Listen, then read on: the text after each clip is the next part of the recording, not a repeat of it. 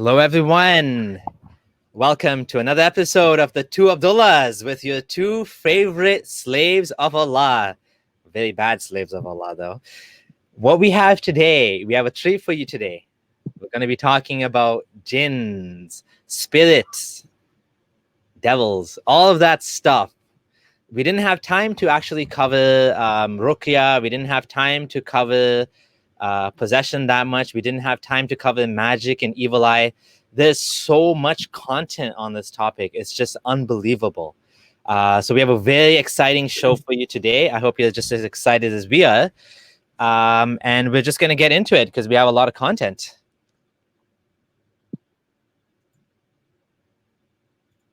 And just as a disclaimer, this is all based on Sunni Islam. So we're going to go by the Quran and the Hadith. And it'll be clear to you that it's not just the Hadith. Some of the more, outlandish stuff you'll find in the Hadith, but it's in the Quran as well. So, but keep in mind, this is from a Sunni perspective. Okay, we're going to start with a clip of Dawah Man.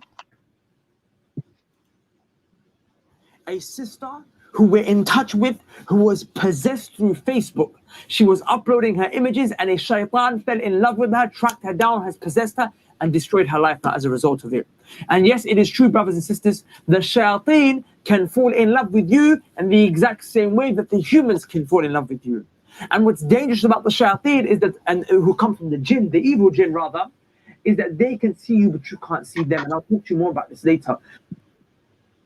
Wow, okay, that was quite a handful to start off with, where we're starting with the genies possessing women through online Facebook pictures. So, just as a disclaimer, we know that Dawah Man, Imran bin Mansur, is definitely seen as out there, but he does have quite a popular following, over 200,000 subscribers on Nasiha sessions on his YouTube channel. This guy is definitely, on the right of Salafis. He's definitely Salafi through and through, but we're going to show you that this is not just Dawah Man. These are actual Islamic beliefs that come from the primary sources.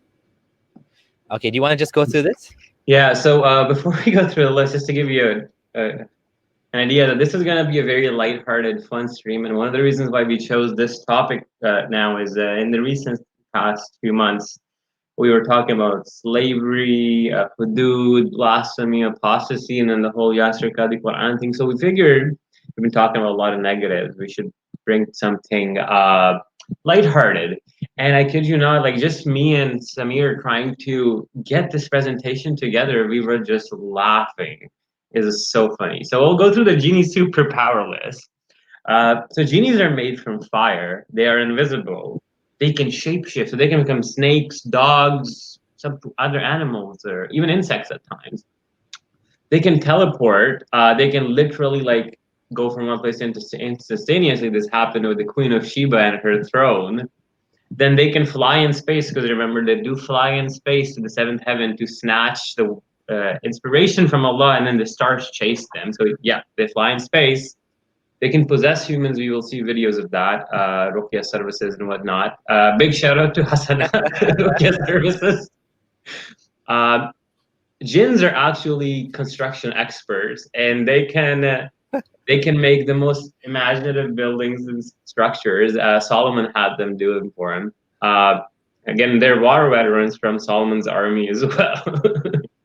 They live long AF, which there are reports of jinns that live thousands of years. Okay. Even that's a question asked to Islamic scholars: do jinns die? And they have to answer it because it's not indicated anywhere in the Quran or Sunnah how long jinns live. Yeah, exactly. I don't know where I read, but there was this one narration or one scholarly opinion that one of the jinns from the time of Solomon, the big jinn, is still alive. So I'm like, okay. In regards to peeing in ears, this is referring to the Satan peeing in your ear, sleeping in your nose when you don't wake up at Fajr. Flee with farts. This happens when the azan is said, and then Shaitan suddenly passes wind and flies away, so he doesn't hear the adhan.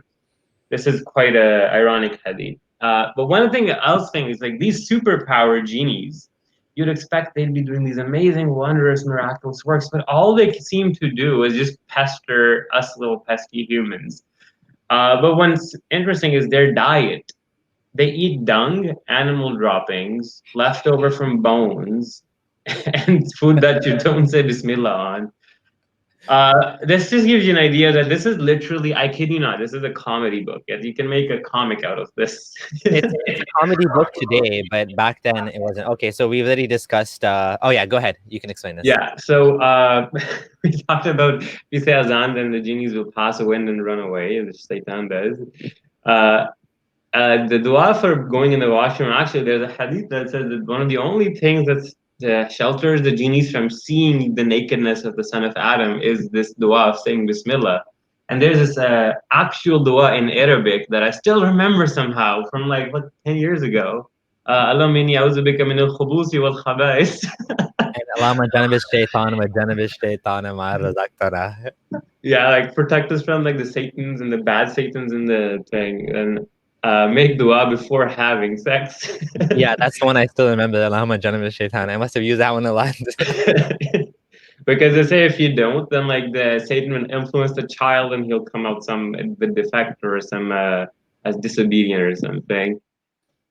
This one's funny. Kill snakes. Actually, like we said, they're shapeshifters. Genies can become snakes, and then you will actually have to tell if it's a true genie or a true snake. You have to yell at the snake, "Are you a genie?" and give him 3 warnings. If he doesn't reply, you kill him. If that's an evil zin. Reading Quran, Surah Nas, Surah Falaq. So black magic and jinns, they literally directly mention the jinns whispering bad thoughts into humans. And apart from that, there's also Surah Ayat al-Kursi that you're supposed to recite when you have these issues, or just generally Surah Baqarah. I remember, now this is what's interesting. When I was younger, back in my Salafi days, right, and I still had this one aunt that the whole family says she's into the genie black magic stuff. And there was a rumor about her doing it on us, and it kind of like made us paranoid. So I actually played Surah Baqarah every night on loudspeaker, for a whole 40 days to get the genie out of the house. I had a friend, a psychiatrist friend, who actually told me that, I mean, I helped him with this project to give out Surah, but he gave me like $1,000 or something. We bought this CD duplicated machine and everything. And he was giving out Surah Baqarah for people to play in the houses to protect them from jinns on the CD player. Gosh, and the Lensley is good too. Then I think the spit 3 times is the one regarding the bad omen in the dream. Yeah. Okay, on the left side when you wake up. So I'll let Samir explain the jinns in pre-Islamic Arabia, because what's fascinating, it's the history and how the thought evolved. It's so clearly and manifestly humans just trying to make sense of reality around them. So yeah, Samir. Exactly. I just feel like when you look at pre-Islamic ideas about jinns, it just becomes so clear that the whole thing is just basically what Muhammad believed to be true based on pre-existing teachings of the time, or pre-existing, let's say, belief systems, right? And you know, in pre-Islamic Arabia, there's a paper called "Rehabilitating the Spirituality of Pre-Islamic Arabia." It shows you how rich the religious milieu was of pre-Islamic Arabia. They had, they had the Kahin. There was the Sha'ir. The Kahin was a medium, like a shaman type of individual, that helped people talk to the ancestors or the spirits, communicating between the living and the dead, and making sure that the ancestors were happy. So this is sort of like a tribalistic religion. And even the poets, the Sha'ir, were considered or have thought to have got inspiration from the jinns, right? And this reminds me of when Muhammad got his revelation, and his wife was saying, "Oh, you're not a Kahin, you're not." And even the word that's used, soothsayer, is like a negative word, right? It's already been negatively influenced by the Abrahamic religions, and the bias of seeing all of this shamanistic rituals as being sort of evil. How paganism is seen as evil, even though it's really like ancestor worship and all that. And obviously, as atheists, we're neutral to all of these things, but we're just looking at it from an anthropological perspective, right? We're saying, the pre-Islamic values were more, you can say, tolerant to others, right? They were more like pluralistic. And so, just to go back to pre-Islamic Arabia, right? Jane Adelman Smith and Yuan Yazbek have reported in situations of violent death in Egypt, the spirit is often felt to have become an ifrit, which is a type of jinn, and to hover around its former habitation for a number of days, and it goes out at night begging people for a drink. It's not uncommon in other cultures for there to remain an overlap between spirits of the dead and demons, with those considered evil in life becoming potential demons. So this is not an Islamic belief. Islamic belief does not say anything about humans becoming jinns or anything like that. We're just showing you that the idea of jinns was more vast and more broad before Islam. And then Muhammad, of course, limited it to his specific understanding. And then you're going to see the Islamic explanation, right? But before Islam, it was just like a general belief, and there was different categories, and we're going to go through that. So there's 3 types of jinns: Ghul, Ifrit, and Sila. And Al-Jahiz said every supernatural creature takes diverse forms, right? They seem to appear in different forms, often animalistic, and appear and disappear like the light of a torch. And generally any jinn, listen to this, leaves a physical corpse behind when killed. And we have this poem from pre-Islamic Arabia that says, I spent the night leaning on her, waiting for her in the morning to see what I caught.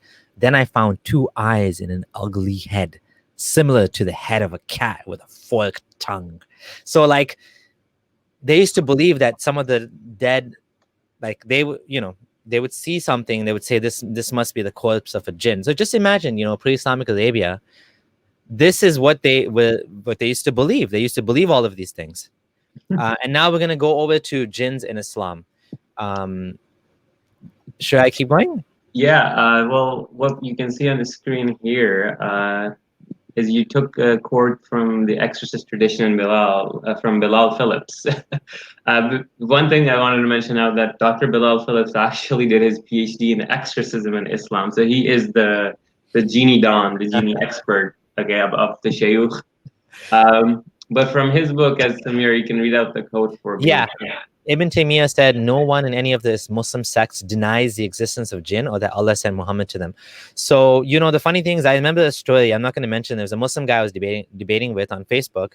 And I'm like, you don't believe in this, like this stuff? And he's like, no, I don't believe in it. I'm like, it's in the Quran. He's like, oh yeah, I believe in it. And he had to change he had to believe in it. It's like a theological compulsion. You have no choice. Before we go forward, yep. I just wanted to say one thing, that a lot of people will try to say that jinns or genies are metaphors and they're not actually beings, and Allah using them as some weird storytelling method. But the problem is that the genies are actually tied in with literal historic events that are tied in with Quranic revelations, and they're recorded extensively in Sirah books. So no, they are definitely not just metaphorical beings. In fact, you will see extensively throughout the Quran and literature affirms them as being actual beings that worship Allah and that can affect us and the environment around them. So what we'll go first is, what are jinns made up of? So we see in Surah Hijr, verse 27, and Surah Rahman, Allah says that we created, and the jinn we created before from scorching fire.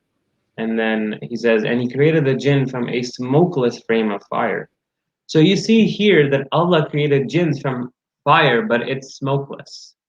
That's one thing we see. And this ties in back to the incident of Iblees, where when Allah asked him to prostrate to Adam, Iblees used his creation from fire as an objection, saying that he's created from something more fierce like fire, whereas Adam is only made from clay, and hence the whole saga continued. I just wanted to point that. Let's move forward and see what's up next. This is very, very, very important. And I actually didn't realize this for a while back. I was just reading the Sirah again 2 years ago. We're just showing 2 versions of this. This is extensively recorded in Ibn Asaq, Tafsir Ibn Kathir's Sirah as well, but we're just using Tabari's volume 6, page 117 to 119. I'm just gonna go to my site so I can read it clearly. Yeah. So when Prophet Muhammad left Taif, and he went to returned to Makkah, when he was at Nakhla, in the middle of the night to pray. As God has said, a number of jinns passed by. Muhammad ibn Ishaq said he was told there was 7 jinn from Nasibin of Yemen. They listened to him, and when he had completed his prayer, they went back to the people to warn them, having believed and responded to what they have said. Yeah. So what happened here is a psychological thing that's needed, very important to highlight. Muhammad goes to Taif. Muhammad is upset. Muhammad is not happy the way people of Taif reacted to his message. In fact, they stoned him, pushed him out of the city. Muhammad is sad, and he is like, he doesn't know what to do. He's desperate, and then suddenly, nobody believes Muhammad. But so what? Who believes Muhammad after being rejected by Taif people? The genies, of course. So you can see that how a mind could confabulate this genie explanation to fill in the void of this rejection that was created by the people of Taif and Makkah, constantly mocking Muhammad. And as you can see on the right side, it gives into more detail where he goes into the market of Ukaz. And then here's what I'm going to read. So at the same time, a barrier was put between the devils and the news of the heaven. Fire commenced to be thrown at them. The devils went to their people, who asked them, "What is wrong with you?" They said, "A barrier has been placed between us and the news of heaven, and fire has been thrown at us," the shooting stars.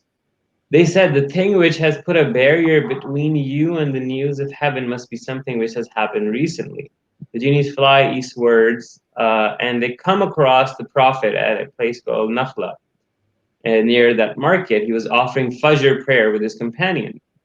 So these genies then actually hear Muhammad recite the Quran, and they go to themselves, "By Allah, this is the thing which has put a barrier between us and the news of the heavens." Then they went to their people and said, "Oh people, we've heard this Quran," and Surah Jinn was revealed. As you can see, the whole story surrounding this, where the genies are flying, and then they're like, "Oh, we can't eavesdrop on the angels anymore. I wonder what happened." And then they find this man just kind of praying in this place alone in the morning, early hours of the morning, and he's reciting these chants, and the genies are like, "Oh my God, that explains it all. That must be it." Like, it's so absurd and so self-serving. I have a little bit more to say about that. I'm gonna wait for the slides because there's more to this than just the story. Yeah. So the funny thing I remember from the story is that I remember reading a hadith. I don't have the reference right now, where the companions were worried. They're looking for Muhammad. Like, where's Muhammad? Where's Muhammad? We can't see him. And then they found him coming back at night in the desert. And they're like, "Where were you? Like, we were looking all over for you." And he's like, come with me. He shows them a campsite where there's like fire pits or whatever. He's like, "You see these fire pits? That's from the Jinn." Yeah. The Jinn. I think we have that hadith forward later on, but yeah, like just randomly these jinns come to him. So I thought this was very interesting, and when I was doing research for this, I think this is a very important thing to understand when you're studying jinns. And this hadith about the heaven being blocked, I want you to keep that in mind. Prophet Muhammad saw Kahins as competition, because you will see just how haram he made it, talking to a Kahin. In pre-Islamic Arabia, these Kahins were considered people that you go to if you need, for example, like an oracle, for example, right? But he wanted to be the exclusive one dealing out with the truth, right? Because there's prophets and then angels, and then it goes to Allah. Whereas from Kahins talk to jinns, and they get access to otherworldly information, right?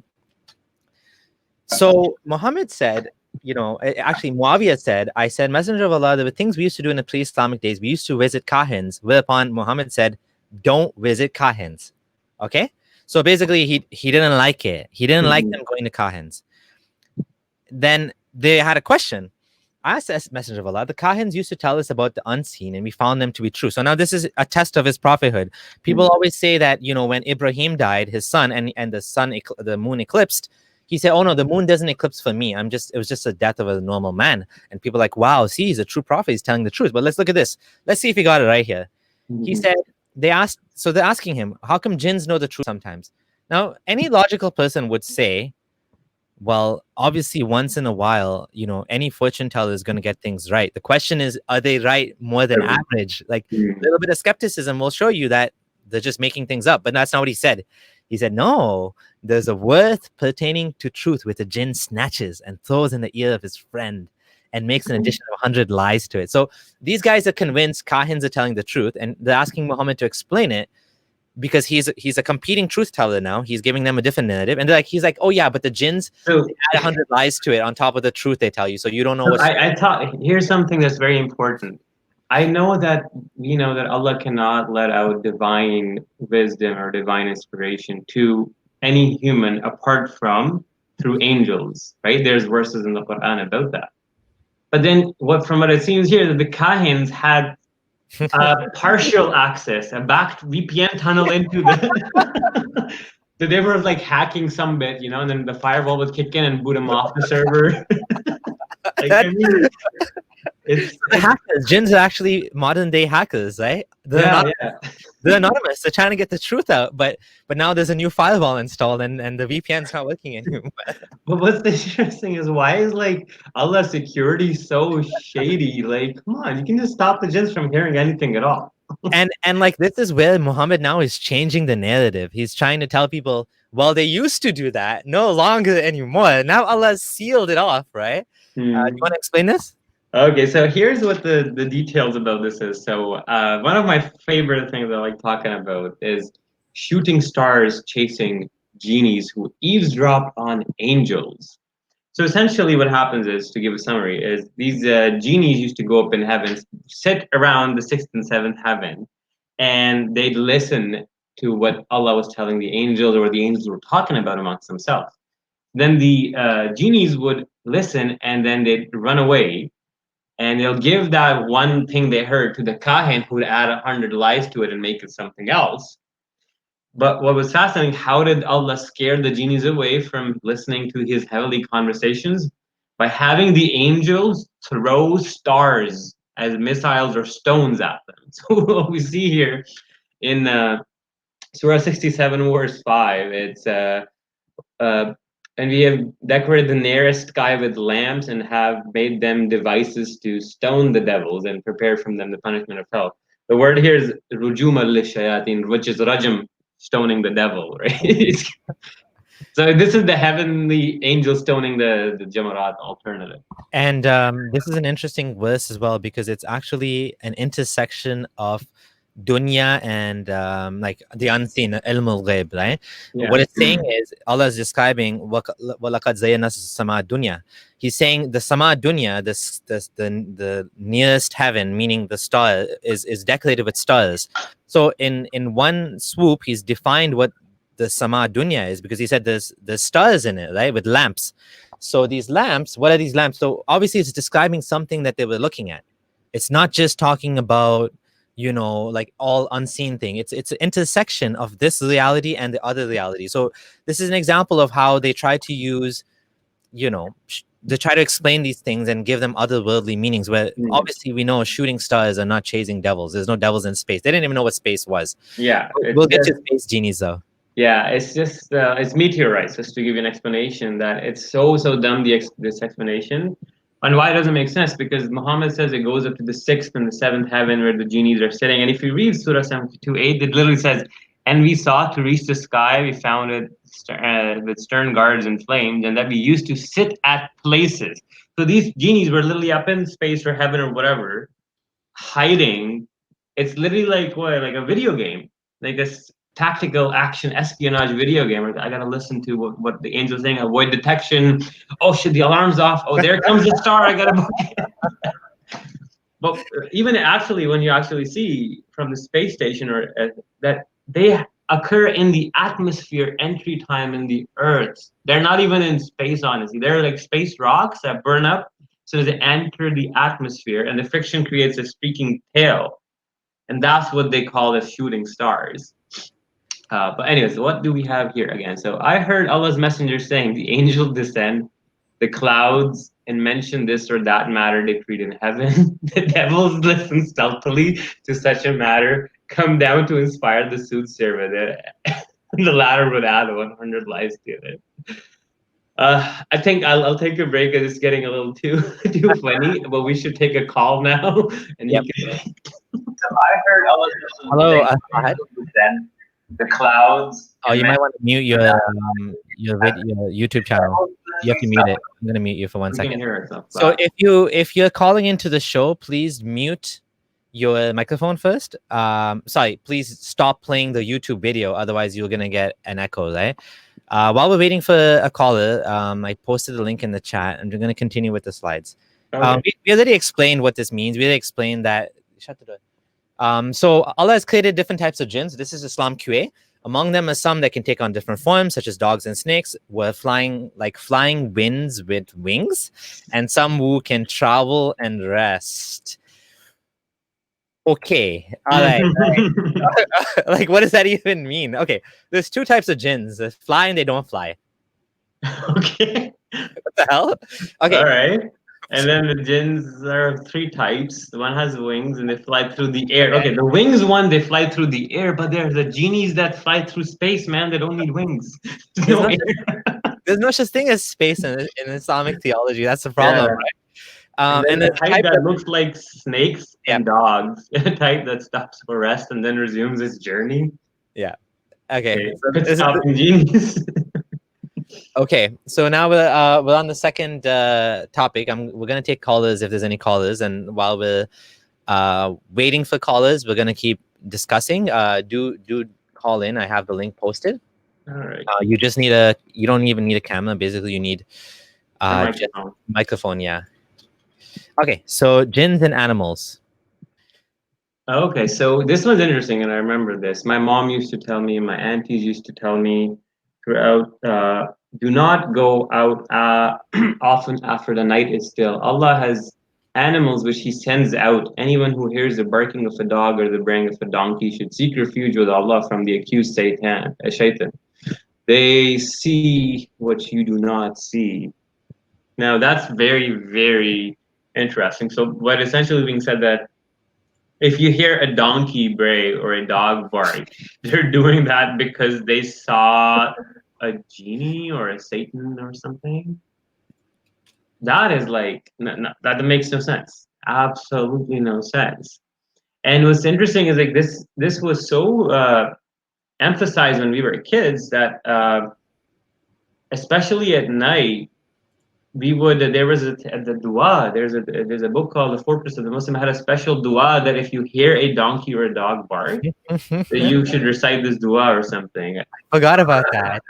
Yeah, and then we would be told by our parents to come instantly as soon as the Maghrib Adhan starts. The genies are let out after sunset. So we'll go to that hadith later as well. But yeah, that's something I found it. Yeah. Okay. Messenger of Allah said, if you hear the braying of a donkey, seek refuge in Allah, but it has seen a devil. What's the dua? A'udhu billah min. Okay. Yeah. Okay. It's just a regular A'udhu billah standard fare dua. But yeah, that's pretty hilarious. So again, what we see is they're trying to, I don't know, like a donkey, really? Like a donkey and a dog? Like, does anyone who has dogs know the dogs are trying to communicate, right? They're trying to basically give us a message. Hello, Mike. Mike Tia, hello. Hello, Mike. Hello. You remember me? Yes. How's it going, brother? How you doing, guys? Good. I haven't followed the whole thing because I was working. I'm sorry. But I think the subject, you're talking about jinns, right? Yeah. Yeah, I just wanted to know your opinion on. Do you think it's most of it is not really coming from ignorance? Because I was thinking about, growing up in my country, sometimes in my school, and I had some people when they were having some, what they call, I think it's epileptic crisis. They would send like a group of people. They were like exorcists, but we don't use the word exorcist because that's more in the Christian world, I guess. But those people would come and recite certain verses on those people, and suddenly they felt better. So I was quite impressed by that. And coming to find out later, when you become an adult and you're reading a lot of things in articles, you tend to understand more where it's coming from. And that's just one simple example. You can have another one again, like sleep paralysis, For example, I know me, my friend, I don't know for you guys, but I know my friends, when we hanging out on Saturday night and we're talking about these things, they talk about sleep paralysis and they're like, this demon just raped me last night. I'm like, what? They do rape human beings through sleep paralysis? So I'm really confused about it. And when I read articles recently about it, because again, in order to get out of ignorance, you're going to have to study. Soon as you study, you know more. But if it's blind faith, you will not know. And I read articles. I'm not sure if it's how accurate the information in that article was, but it was saying that it's basically just your brain that, you know, paralyzes your body when you're sleeping, when you are in rapid eye movement or something like that, and you're not supposed to be awakened at that time when you open your eyes. So there is no way for you to get out of that, and you have some hallucination because again, you're not supposed to be awakened. You're supposed to be sleeping since your body is completely, you know, paralyzed. And that was the explanation that I got. And ever since then, I know this, and I'm not scared of it. When I have this sleeping paralysis, I don't have to recite Fatiha or whatever. And all of a sudden, it goes away by itself after 1 minute or even less than that. So I think most of it probably is coming from ignorance. I don't know what is true in that, because like I said, again, I've seen some impressive stuff. So I'm not going to totally deny the fact that maybe there was some supernatural stuff happening out there, because it was quite amazing what I've seen, and I know some people can also confirm that. But just for this portion of the conversation, I wanted to have your take on it. Okay, thank you for your question. Abdullah Gondal, you want to talk about that? Yeah, for sure. So like he said, jinns and beliefs in jinn possessions come from places of ignorance, and he's absolutely correct. There is no reason, absolutely no reason to believe that something like a jinn possession or spirit possessions exist. In fact, almost 100% of the time, you can put the person in a neurological setting and you can tell what is wrong. Most people like these have schizophrenia or epilepsy. Actually did a whole presentation on temporal epilepsy and detailed, and if you watch that, can make a lot of connections. I'll just briefly go through that. What ends up happening is a lot of the times these people will hear voices. Now, if you're living in the 21st century and you're told you're schizophrenic and your brain and your ventricles in your midbrain are enlarged and there's atrophy in neurons, you can understand it. But back then in the 7th century, some person is having vivid auditory visual hallucinations, they would more likely take that as a possession of a demon or attributed to something supernatural and whatnot. Now, why do Ruqya services work or seem to work? Now, a lot of time when you see the Ruqya service, you'll see these people yelling, repeating verses over and over again. And a lot of people, schizophrenics or epileptics, when they have these episodes, they become very sensitive to light and sound. You will see this also with the just basic traumatic brain injury and concussions as well. In fact, Muhammad used to be sensitive to light and sound and go into the cave as well. So when they keep reciting these verses loud and loudly, they're causing a stress response in these individuals. And what's happening is a person will be like, oh, the sensitivity is going, and they're losing their mind. So in neuroscience, we know when a stress response happens, your prefrontal cortex, let's say, has not enough control, and you lose your higher executive function, and you become, let's say, a slave to your midbrain and instinctual responses. And in that time, you're not reasoning, so your brain's emotional part's taking control. So if you keep yelling these people, these obscure words in Arabic in a microphone or spitting at them while they're already stressed out, they will keep acting more and more bizarre. And that's why this is the way Ruqya service handle these things is mostly very bad and abusive towards the patient and the long term. And it's almost always a misdiagnosed mental illness that is being treated. And in fact, I have had some family members who've fallen into this exact trap. We will talk about that later. We'll just go on and maybe see another question. Or actually, did that answer your question? There's one more thing I want you to talk about. I want you to talk about how the brain confabulates the devil on your chest. And why. Yeah. So just to give brief, very simplified explanation of sleep paralysis, there's part of the brain stem which controls mid and lower brain stems, control your sleep cycles, right? So this is involuntary stuff, but it is communication with higher cortical structures, especially the parts on the outermost layer of your brain, which are responsible for human exceptional cognitive functions, right? Now, what ends up happening is, this is very simplified, is your lower brain thinks you're still asleep, so it keeps the heart rate low, it keeps your breathing and your muscle diaphragm low, but because of a chemical imbalance or miscommunication, your upper brain, your cortical structures higher up, are fully awake. So what ends up happening is you're seeing these, you're still dreaming, and your visual cortex is still dreaming, but because your upper brain is awake, it will start projecting that in front of you.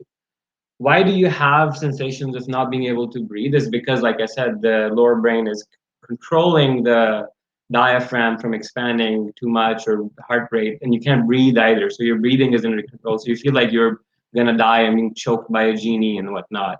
Why you see the apparitions? Like I said, you're still dreaming.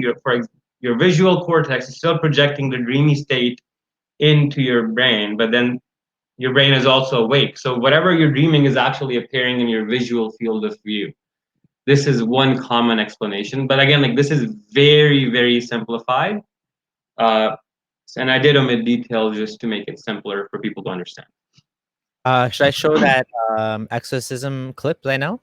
Yeah, that would be cool. Just so people understand what abuse and what we're talking about. So just keep in mind, just imagine this woman has some sort of psychological issues, and look how, like, it's just honestly, it's disturbing to watch this. I don't even know if I'm going to play the whole clip.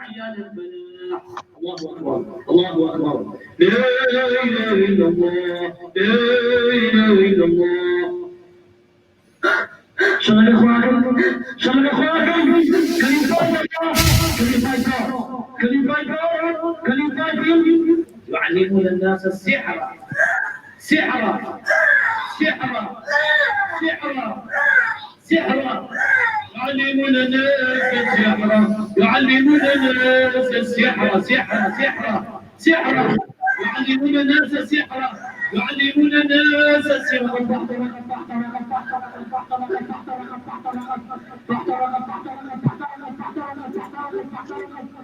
بالله إن كنتم تؤمنون بالله إن كنتم تؤمنون بالله إن كنتم تؤمنون. Okay, I'm just gonna just pause it. But also one other thing I wanted to point out, that like I said, you go into details. There's dissociative personality disorder, and I'll just give you an idea that because people that suffer a lot of trauma in their childhood, they can end up having multiple personalities. Some people, if you've seen the movie Split, that guy had 20 something, but this can go in the hundreds, and I've seen people with thousands of multiple personalities, right?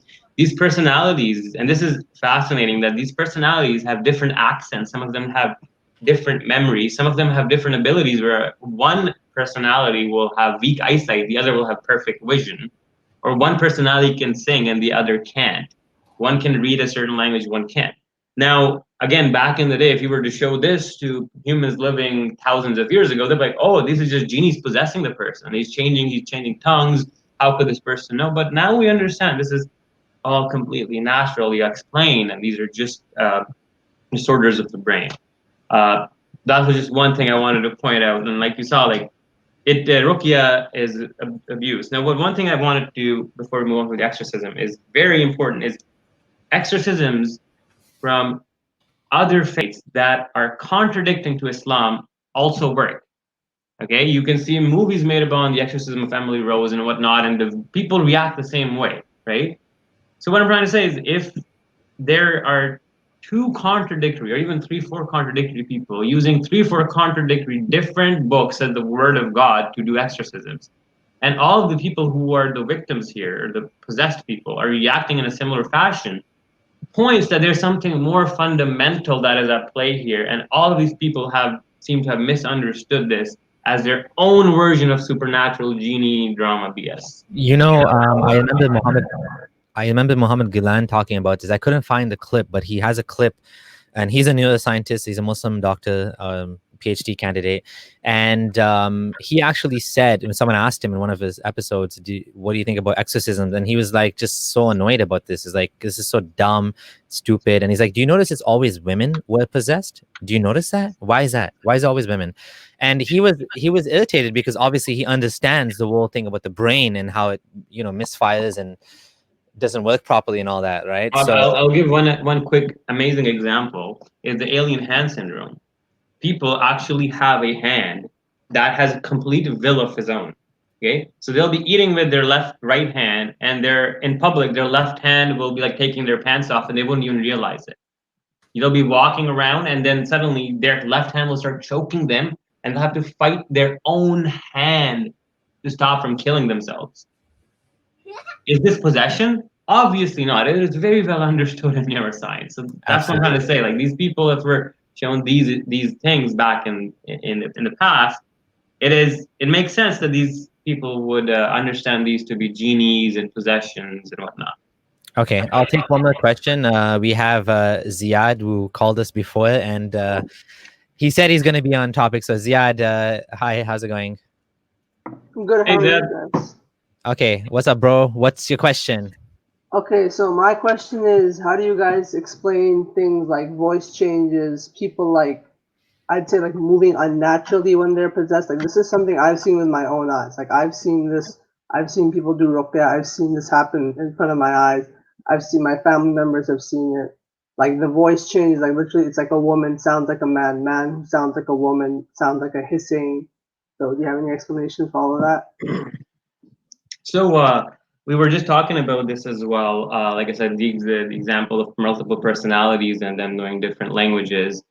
Also, that sometimes these type of personalities only pop up in times of dire stress. Then, apart from the voice changing, the voice changing could be just the deepening of the larynx as well. As for extra strength, yes, this is very common because when you're actually having a stress response and you're actually having a psychotic break or like a schizophrenic episode, when you're on adrenaline, your body will extend extremely muscular force to the point where you will see a 5-year-old kid being able to throw an adult across the room. I've seen this too. It's not anything unusual. It's totally understood. But your muscles actually, if you're dying, can push up a whole boulder worth a ton. It's just that they will rupture completely after, but you will live on. The fact is, these certain hidden powers or outbursts pop up in these due to these mental disorders at times. So, for example, I can explain like for if somebody's having a seizure, right? There's this strip. It's I think it's a strip of precentral sulcus, I believe, is for the motor movements, right? And the one before as for the sensory. And it's a homunculus, so you have like a strip where everything and part of your body correspond to its in use is attached. And if you have a seizure that starts, and then the seizure then starts spreading to that part where the motor neurons are, that's when you start people seeing erratic movements, right? I can go into much more deep depth where like only you'll see a flexor or like punching or like movements from like upper motor neurons and lower motor neurons. You'll see flaccidity and whatnot, but that's another thing. Same with the language center. Like I said, it's all in the brain. Actually, a lot of people don't know that if they live in multilingual societies, the subconscious brain is almost always constantly picking up on words that they don't even know or notice. So yeah, like I've seen this. In fact, you can see this if you want to go get a good comparison. You can go to a mental institute of schizophrenics or epileptic patients, and you will see this exact same thing everywhere. So I don't think there's anything. That doesn't explain voice changing, like from a man to a woman. It does. Like I said, No, I'm not it does gonna. not. I have seen. If you have seen it with your own eyes, then you should know what I'm. It's not the same thing. Yes, buddy. Like I'm saying, voice changes are tied to. If I want to go into detail, I can start opening the Okay, so a left man can brain, just magically broca's and sound like a Wernicke's woman, area. and like the Sorry, 1 second. I want to add to Abdullah Gondal's response. There's a book I read when I was in university. I don't remember what it's called now, but it was about a woman who had multiple personalities. She had 17 different personalities. And what's that movie, the Hollywood movie with the guy that has Split. It's called Split. Yes. That's a good popular example of that. So now this lady who had multiple personalities, some were male, some were female, she would blank out. So she would actually like suddenly realize she's in the middle of the street and she's like, how did I get here? What am I doing? And she had another personality in her head that would take over at certain times. And what was the cause of all of this? Was traumatic and repeated sexual abuse and physical abuse done on her as a child. So what happened was her mind created a protection mechanism. It created additional identities to protect her. And so what would happen is these identities would come out and she would just blank out. She wouldn't even. So the brain has this weird ways of when it's trapped, when it's cornered, it tries to, protect itself. And so even in an adult life, now the problem is obviously it was maladaptive because what happened was her life was a mess because she didn't know what was going on. She would appear in places. She didn't know how she got there. She had different personalities. She had like different voices, even different, like it was like different people in her brain. And eventually with the therapist's help, she managed to bring out the other personalities, talk to them, make peace with them, and find a way of feeling protected. And eventually they all went away. There was no exorcism needed. It was just therapy needed for her to recognize her trauma, to deal with it, and to find a way to feel safe again. And that was How about floating? What? Floating in the sky, like You've seen people float in the sky? Levitation. You're saying you saw people float in the sky. Like not in the sky, but like few inches. Like it's like David Blaine like, kind of floating, like the guy goes on YouTube and he floats 2 inches and people think he's doing magic. That type of floating? No, not 2 inches, but like I've seen it with my own eyes. I don't have like a video of it, but I've seen it with my own eyes. Okay. Like I said, that's very anecdotal, and I mean, I used to be in magic a lot. I'll just let you know that I have books from Chris Angel and all that. I don't think they float. There's a lot of tricks involved. You know what? There's a guy. I saw it with my own eyes. It wasn't some magic show here, okay? Yeah, no, I know that's the point. I honestly don't know how to explain that. If you saw that, there's a $1 million paranormal challenge by James Randi. $1 million. He has a competition. I think it might be closed now, but he had a competition where he said anyone that has any sort of paranormal experience, whether it's talking to jinns and you know the jinn will tell you what card I have in my hand, magic, anything, floating in the air, anything that cannot be explained by science, he will pay you $1 million. And time after time after time, every single one of them, when they were in a controlled situation where people are watching them and there's cameras, they couldn't do it. The jinns left them. The magic went away. The supernatural powers of talking to the dead or whatever it was, it always failed. Because when you actually apply skepticism to these claims, they fall apart. I don't know what you saw. I honestly don't know how to explain it. I don't know. I really don't know. But like what I know is how the world normally operates and how the world behaves. And I know that these things just don't happen. And if they did happen and you saw it, I'm honestly sorry. I don't know how to explain it. Okay, but like, and then how do you explain the fact that it works? Like the people who get ruqya or get the exorcism done afterwards, a lot of them are fine. Placebo effect. What do you mean placebo effect? So their epilepsy, their schizophrenia gets magically normally cured? Okay, here's the thing. If you were to go and actually give solely ruqya treatment to these people, they won't be fine.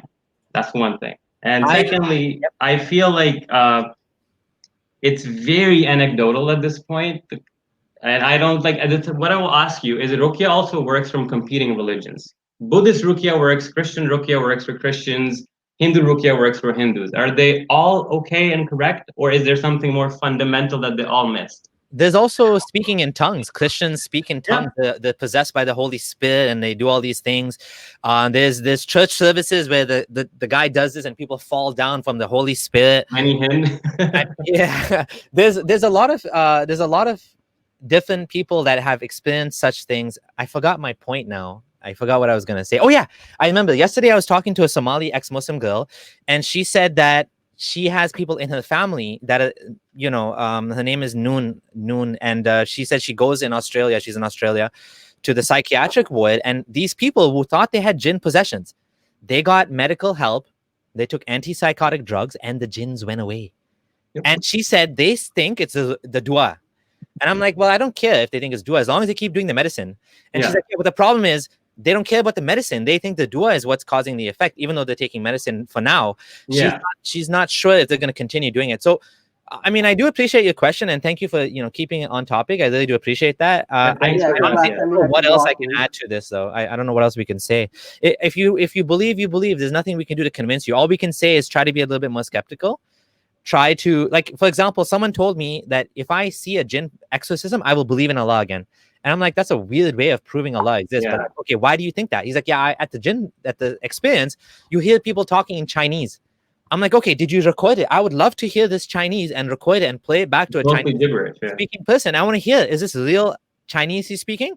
Or does it just sound like Chinese? And he's like, I don't have a recording. But I'm like, I would love to see that because as there's something one thing that happens with a lot of these psychotic breaks, especially with schizophrenia and epilepsy, is something called clanking, where during or after a episode, the person will start speaking gibberish or in tongues or words or sounds that don't really make sense. But to a person who's not informed, feels like, oh, he's speaking a different language. I would love to see evidence. Honestly, like my skeptic, I have an atheist friend who was one of the guys that helped me to leave Islam, and he told me I would love for there to be evidence of ghosts or like spirits, or like, as a materialist, this is the only world that we have, and this, to me, this makes the best explanation. But if you have evidence of something else, I would love to know. I would love to be like a ghost in the next life or whatever. You know what I'm saying? Like, we're not like the reason we don't believe it is because we haven't seen sufficient evidence for these claims. If there is sufficient evidence, one day, like I've heard one Pakistani guy tell me his walls were bleeding, and I'm like, I don't even know what the hell that means. His walls were bleeding. Maybe some animal died in there. I don't know. Like, but like, you know, I've heard that too. Yeah, there's probably just one thing I wanted to add is humans have a tendency to levitate towards supernatural explanations before they'd go to the rational ones, especially. You have a tendency to block people. Excuse me, that's uncalled for. Sorry, have a good day, man. That's just not appropriate. Okay. Let's go to the next slide. Oh, there's a couple more callers. Should we take a few more slides? Where were we at actually? Did we start Black dogs? Oh, okay. So we've done the Kahins. Oh, jinns and animals, right? Yeah, we can actually take I think actually just for one thing that Ziad was mad about, we actually let him speak twice. Yeah. The first time he was off topic, we let him speak. He brought up a completely irrelevant topic that was polemical, and we addressed that. Then we gave him another chance to speak up again. We were having a good discussion, and I was actually enjoying the questions he's bringing up. And then suddenly, out of the blue, he just said something so stupid again. Like, whatever. But like I said, trolling is not appreciated. We will be very nice to you as long as you're nice. We welcome discussion. If you have any points that you want to make, or you feel like we said something, please do it in a cordial manner and not in these little weird ways. I mean, I know that your beliefs are being challenged, or that, like, if you're cornered, it doesn't mean that you say that, oh, you like blocking people. No, we were actually we were being so charitable. We let you on our show twice. Okay, hold on. Listen. I can block whoever I want to. Seriously, I don't have to explain to you. Okay, I don't have to explain to anybody. I don't need to justify to you whether I let you on my show or not. I don't need to justify to you whether I talk to you on Twitter. I don't need to justify any of these things. This is my life. I'm doing it out of our own niceness that we give you time to come on a show and talk and ask questions, right? Yeah, like, you know what? Like, I don't care if you say I block people, or if I don't care. Like, I'm doing this for people that want to benefit from this. If you are one of those people that's just going to troll or be annoying or be abusive, or frankly, I just don't want to talk to you for no reason, except I just don't like you. I don't like you. I'm not going to talk to you. Bye. That's it. That's the end of it. And like Abdullah Gondal saying, like Abdullah Gondal already, after you trolled us last time, I think he didn't even want to take your call. I gave you a chance. Please don't troll. Like, this is not going to be helpful. Let's take a couple more slides, and then we'll get to the Tinkerman and Potato were waiting. Okay, so I always forget which button to click. Black dogs are jinns, so kill them. So now we're on the topic of jinns and animals. So there's a lot of interaction between jinns and animals. I used to wonder about the whole black dog thing. I mean, that never made sense to me. Even when I converted to Sunni Islam, and I read this, I'm like, this is so weird. Like, it's just superstitious stupidity. Black dog or white dog or whatever. Like a white racist too. It's internalized racism, where almost always black is associated with negativity, Satan, black faces in Jahannam. It's so I don't know if it's racist. I don't know. It's not direct racist, but it's like it's internalized condition. Like, it's not explicit, but that's just my opinion on it. So, my opinion. So yeah, I'm just gonna read the hadith. Blah blah blah blah blah. If it was not that dogs were a nation among nations, then I would order that they be killed. So kill everyone among them that is all black.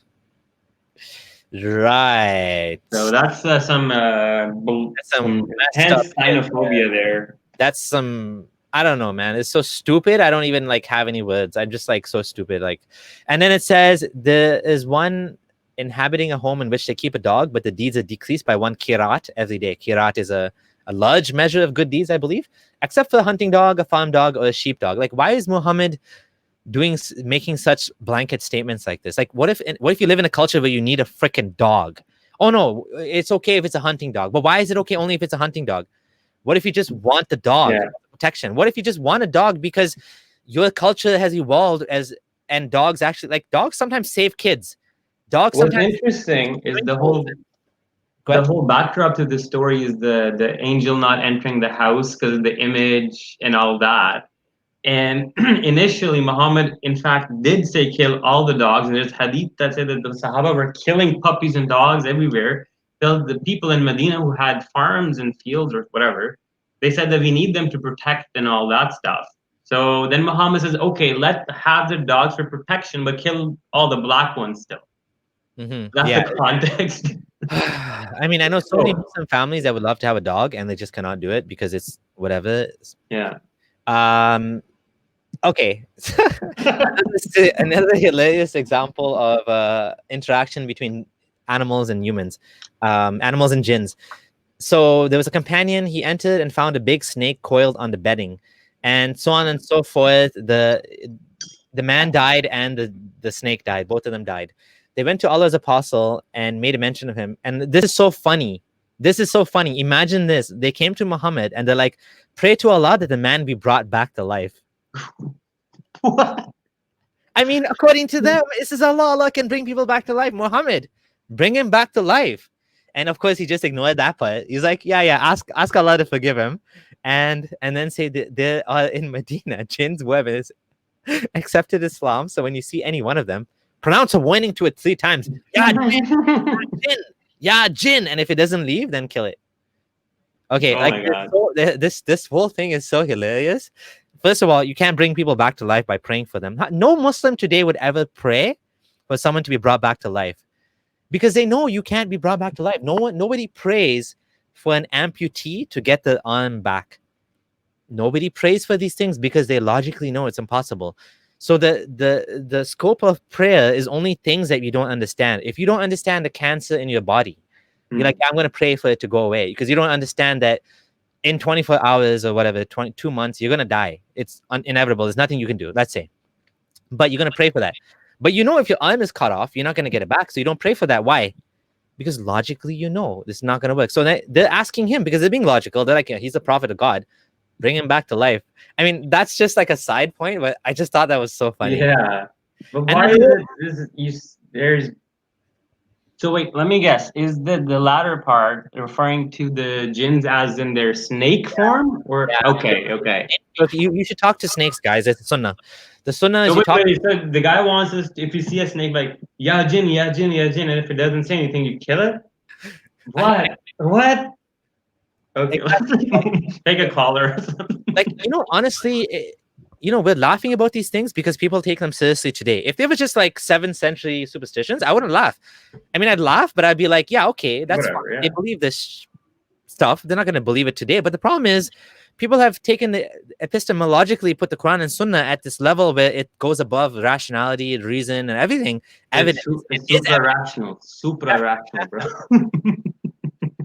Okay. We'll take a caller and then we'll go for it. Yeah. Hello, Thinker Man. Hello. Hello, how are you guys doing? Good. How are you?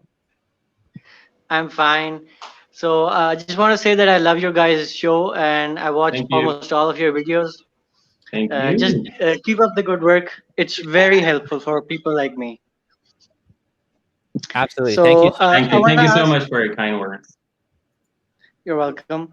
I want to ask one question and then I want to share an experience I had which I don't have an explanation for. So first, the question is that I read the Quran in Sahih International English, but after some research, I think that the translation is very watered down. I don't think it's close to the Arabic. So do you think there's an English translation that that's the best, that represents the original in Arabic? Which translation are you reading? I read the Sahih International. I read it. Okay. I'll give my opinion first, and Yeah. then you give your opinion. Honestly, I think you're not gonna get it. I think Sahih International and Yusuf Ali are considered, like, Yusuf Ali is considered, in my opinion, the most classical, best translation. But the thing is, obviously, Yusuf Ali is also one of those guys that any translation is going to have an interpretation aspect, and so they're going to be projecting their understanding onto the text. There's no such thing really as a literal translation, otherwise it'll be meaningless. Sahih International is well respected as well. I don't know what academics would say. I really don't know.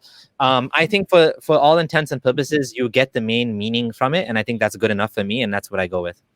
Abdul Gondal, what about you? For my opinion, I would say like Sahih International does a decent job at giving a good representation, but there are instances where you'll find that some verses are on purpose watered down. But generally, it's okay.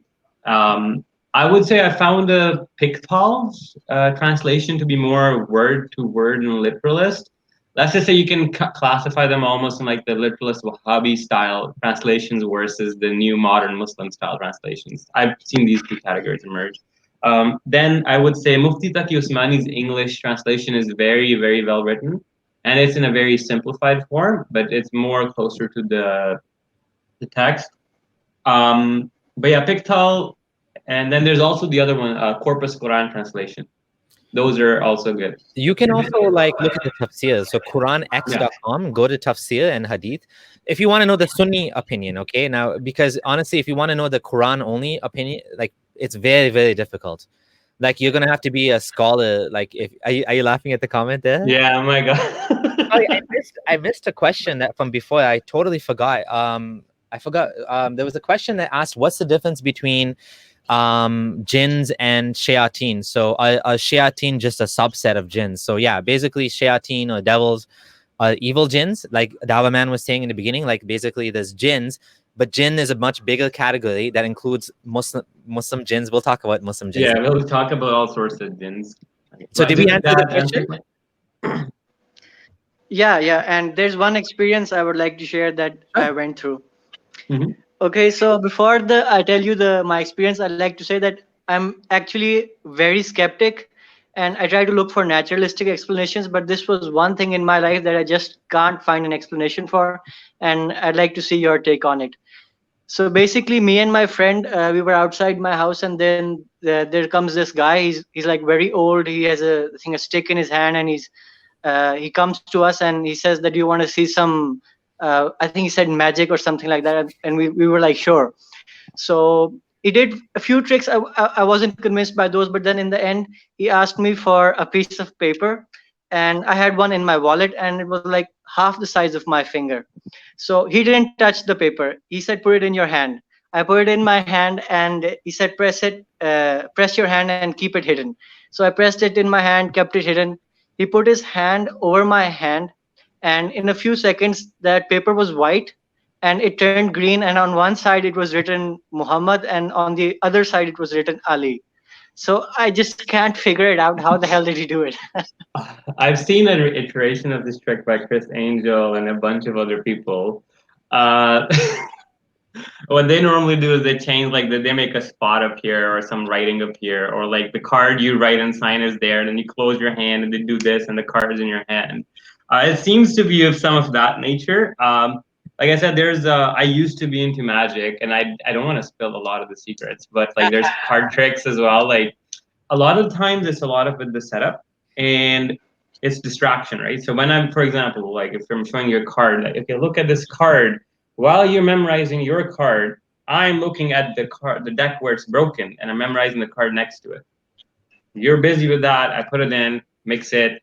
I'll give you guys a deck to mix it, and the chances that your card will be right next to the card I looked at is almost like 98%. So it'll appear as magic when I actually just look for the card I saw, and I'll find your card next to it. And an iteration, there's a different way you can throw the card up. Your card sticks to the roof. But no. Yeah, honestly, like I have two friends, two of my atheist friends are both skeptics, and they're also both into magic. And the reason they love magic, again, because like I said, the same guy that said I wish there was ghosts, right? He's like, he loves magic because it's so cool, and it's all about misdirection, right? And if you want to watch magic shows on you know, you can look it up. This a lot of the magic nowadays also has to do with very advanced props, like this technology, right? This special, like one of the comments says, special type of ink that's activated by body heat.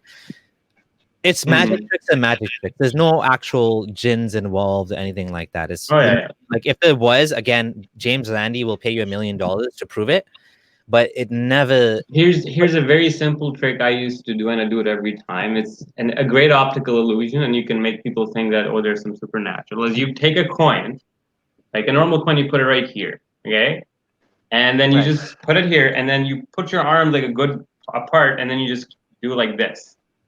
And the coin appears in your other hand and disappears from this hand, right? This is a very common trick, but what ends up happening, just all it is you do this, the coin when you're doing flies, and you just got to practice to catch it. This happens so fast that your eyes cannot see it, right? Yeah. So to an unsuspecting person, you can trick them that, oh, it's magic, and you're jumping coins from one hand to the other.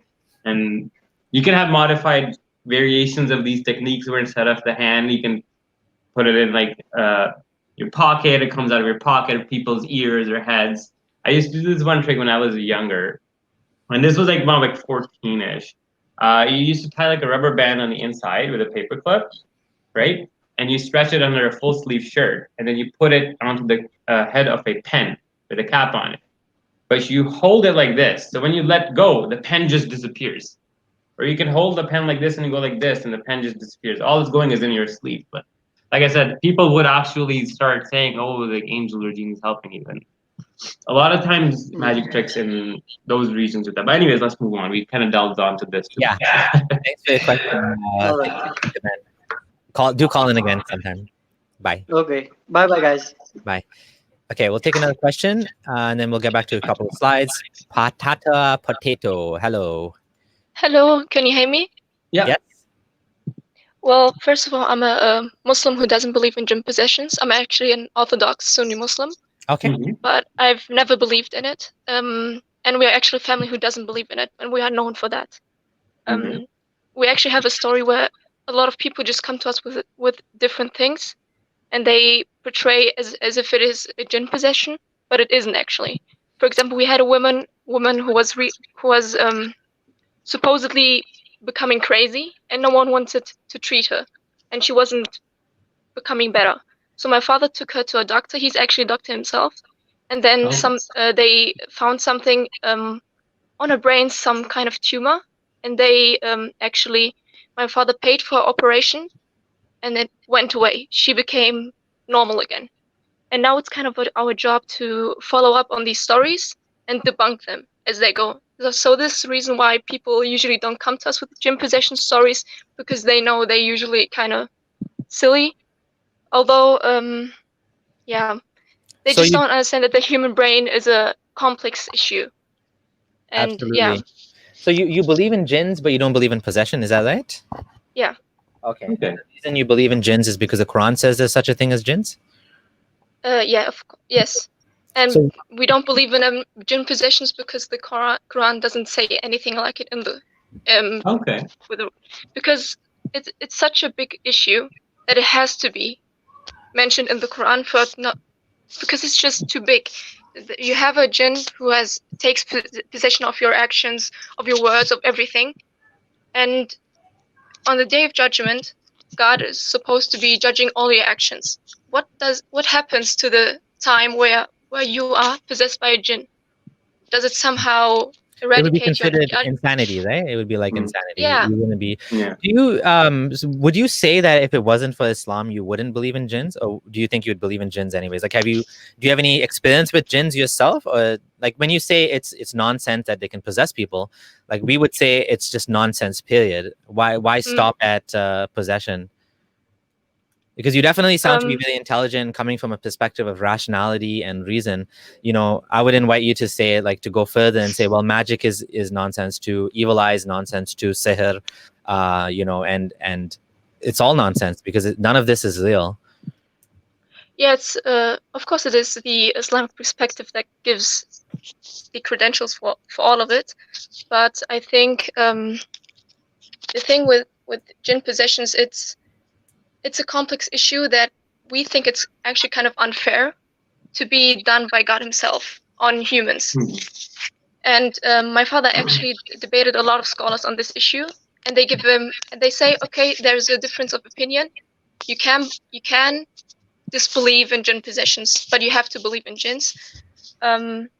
Yeah, and I've never had any experiences with jinn or magic, or evil eye. People try to tell me always that some things happen because of that in my life, but I never believed in it. I think it's kind of silly. I'm a person I'd like to take. I believe that I'm accountable for my own actions. So if the lights are flickering, it's probably because you didn't pay your bills and the government is trying to give you a notice. Oh my God. Actually, thank you so much for your call. I'll mention a light flickering story with myself as well. But one thing I find it very interesting is you're saying that the jinns, like the Quran doesn't say the jinn possession, but then when we come back to the Mawdatain, the two kulls, right? Would you not feel that, not explicitly though, but implicitly they do say in a way that jinns can possess humans? The story about the Qul Huwallahu Ahad, these surahs. Bin Nas, yeah. Yeah. I think it was because of black magic, if I'm not mistaken. Wasn't it? Yeah, but then at the bottom it says about the waswasa from the jinn, right? So the whispering, and then how they. So I was just saying that doesn't imply that they can influence the actions of our, people. I believe in waswasa, but I don't believe in jinn possessions. Okay. But so then one would ask again, till what point do the waswasa turn into, or the intensity of the waswasa goes to an extent that it becomes overpowering and the jinn takes control of you? Because could that happen in your view? In my opinion, no. I think words are powerful. So I think waswasa is powerful enough for a human to kind of do certain actions. Okay. But let's just say that I'm an Orthodox Sunni Muslim my whole life. I'm now at a phase, this is the reason why I'm watching you guys. I'm kind of questioning everything. So I cannot give you my opinions totally understand. Currently, but my opinions back then. In fact, just for your safety, I would say if anybody knows who you are, I would say refrain from saying anything that might land you in any form of trouble with the community, okay? I know. Okay. Yeah. Thank you so much. Thank you so much. Thank you so much. I had a question. Yeah. I'm sorry, sure. I didn't. Go ahead. Go ahead. I went off about my disbelief in jinn possession, but I forgot to ask the question. Did you ever link a personal experience to a jinn possession? Yes. Evil magic or evil eye? So flickering of the lights, I laughed when you said that. So there was a phase in my life of I think 2014, 2013. I was alone. I had visited family for a few months back in Pakistan, and then I had gotten engaged and I'd flown back to Canada, and I was feeling very homesick. So I was also depressed, right? And so my family had convinced me that and I myself convinced myself that there's something up, because these feelings and whatnot are not normal. And my family had told me that there's an auntie in my family that's threatened to do black magic on us. So that fed into my paranoia. So I used to do the special, I'll pray the salah, and then I had these special du'as I'd recite after for taking the genies off and the black magic off of me, right? And this one night, I just get up and I'm praying, and as soon as I say the salam at the right and left, the lights flicker, right? There was a whole power surge for a good 3-4 seconds. They flicker a few times, but then it stabilizes, and I say Allahu Akbar, and I thought, look, I said the dua, and Allah, it seems that the energy of the genies left, and that caused an interaction with the field in a light bulb or something. And it made it flicker. But that was my thinking back then. But like I said, it could feed into these kind of stories if you're, like you said, not inclined towards rationality and have not been informed properly. Yeah, that's happened to me. Yeah, thanks for your call, and thanks for sharing the perspective of like there is a perspective among Sunnis that possession isn't real. Like you said, a lot of this stuff is, the religion itself is not just the Quran and Sunnah; it's also the words of the scholars and other things. So definitely, some scholars would say that possession is a real thing. Bilal Phillips wrote, his book, The Exorcist Tradition in Islam, and he spoke about this. So like there is a difference of opinion, but thank you for sharing that. That's a good point. Thank you. And Thank good you for luck on taking your the call. journey. Yeah, and good luck Thank on you. your journey. Have a good Thank day. you. Goodbye. Bye. Bye-bye. All right. Let's do a couple more slides, and then we'll take some more questions because we're behind. Okay. Jinns and religious belief. Okay, so now we're gonna get into what the whole point of jinns. Allah says in the Quran, He created jinns and mankind to worship Him. Okay, I don't know. Don't ask me. I'm not gonna go into that. Go ahead, Abdullah Gondal. You want to? So here we see Surah Jinn, like we talked about the revelation. The surah actually, it's an absurd. How did this surah, this concept, become a standalone chapter in the book? Is amazing. It recounts a conversation between Muhammad and the genies. The genies heard Muhammad's Quran and they became Muslim. Long story short, this tells us that genies actually do worship Allah. They do, like I said, it has been revealed to the group of jinn. Listen, and as we have heard an amazing Quran guys through the right course, and saying about Allah. So they actually have different gods. They worship different gods. They have different religions. And actually, when you go to the next slide, in verse 14 of this surah, I just think this is so interesting that the jinns. By the way, you guys were Christian. You're all wrong, because right here the jinns told Muhammad that Allah doesn't have a son. So there you have it. You guys, checkmate. The jinns proved Islam. Yeah, checkmate. Christians, you should know better, because the jinns themselves even admitted to the truth that there's one God. And Christian jinns, they're going to hell too. Yeah, so yeah, the 72:14. And what I'm trying to say, if there's Muslim jinns, there's obviously Hindu jinns, Jewish jinns, Buddhist jinns, but then what about atheist genies? How can genies be atheists? They are supernatural, right? Yeah. They have superpowers. Okay. No, just a joke. Yeah. So we talked about this already, so we don't need to. Again, I just wondered why you even bothered to say this. This hadith is just weird, where Muhammad, just to summarize, Muhammad is taking a shit. And he wants his buddy to go fetch him some stones to clean his ass. And the guy brings him the stones, but in one of them, he had the animal dung because he can't find the third. And Muhammad says, they use the foods of jinn back then, and his excuse for not using animal dung was, don't use animal dung to wipe your ass because jinns eat them. Because jinns eat them. Oh man, what kind of logic is that? I don't get it. These jinns are these superhuman kind of like weird creature with superpowers, but they eat dung and bones and food that you don't say Bismillah on. Yeah.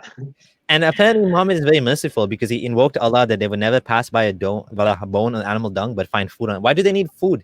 This is like a Pokemon thing. Like, is he think of them as Pokemon? You have to Pokemon feeder. You have to feed it every day, otherwise the Pokemon dies.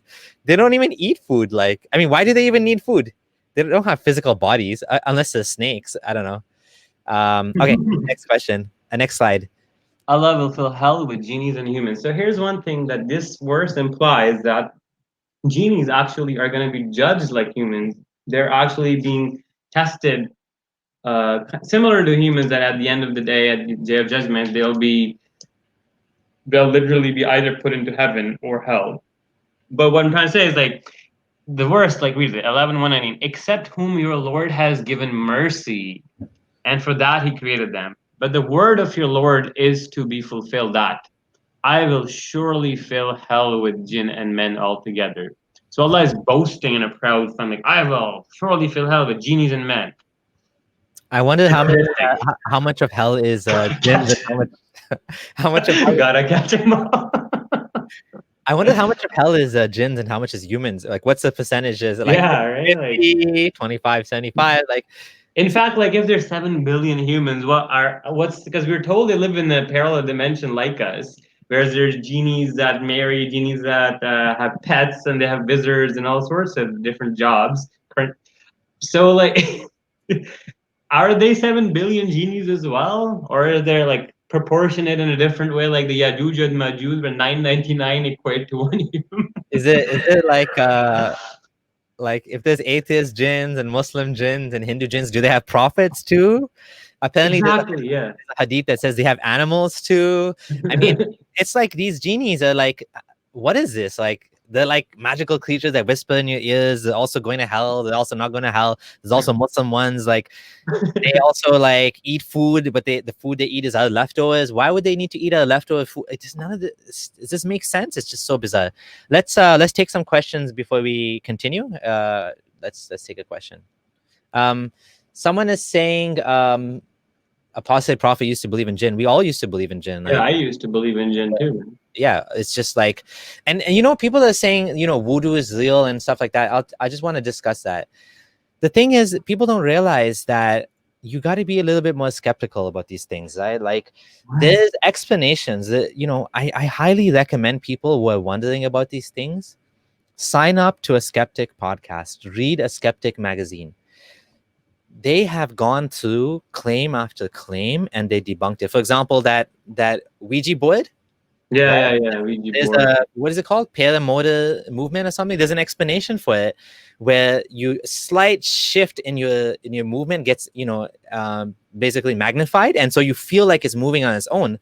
But there's something motor effect. I forgot what it's called. Someone in the chat's gonna say it now. So do check out.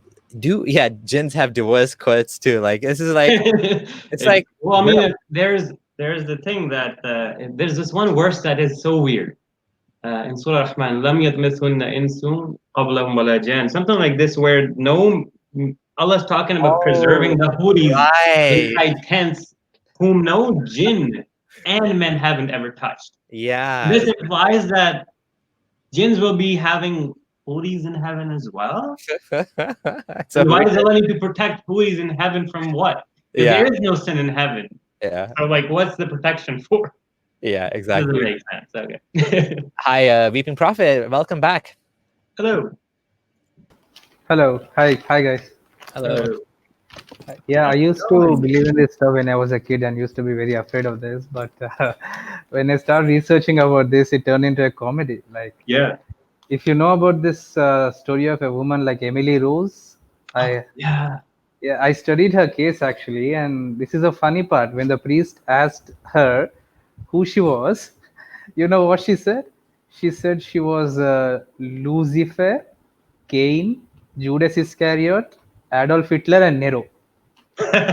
So just look at her answers. The word Lucifer is a Latin transliteration into German. Oh yeah, that's a good point. Nero is a demonized king according to Christianity.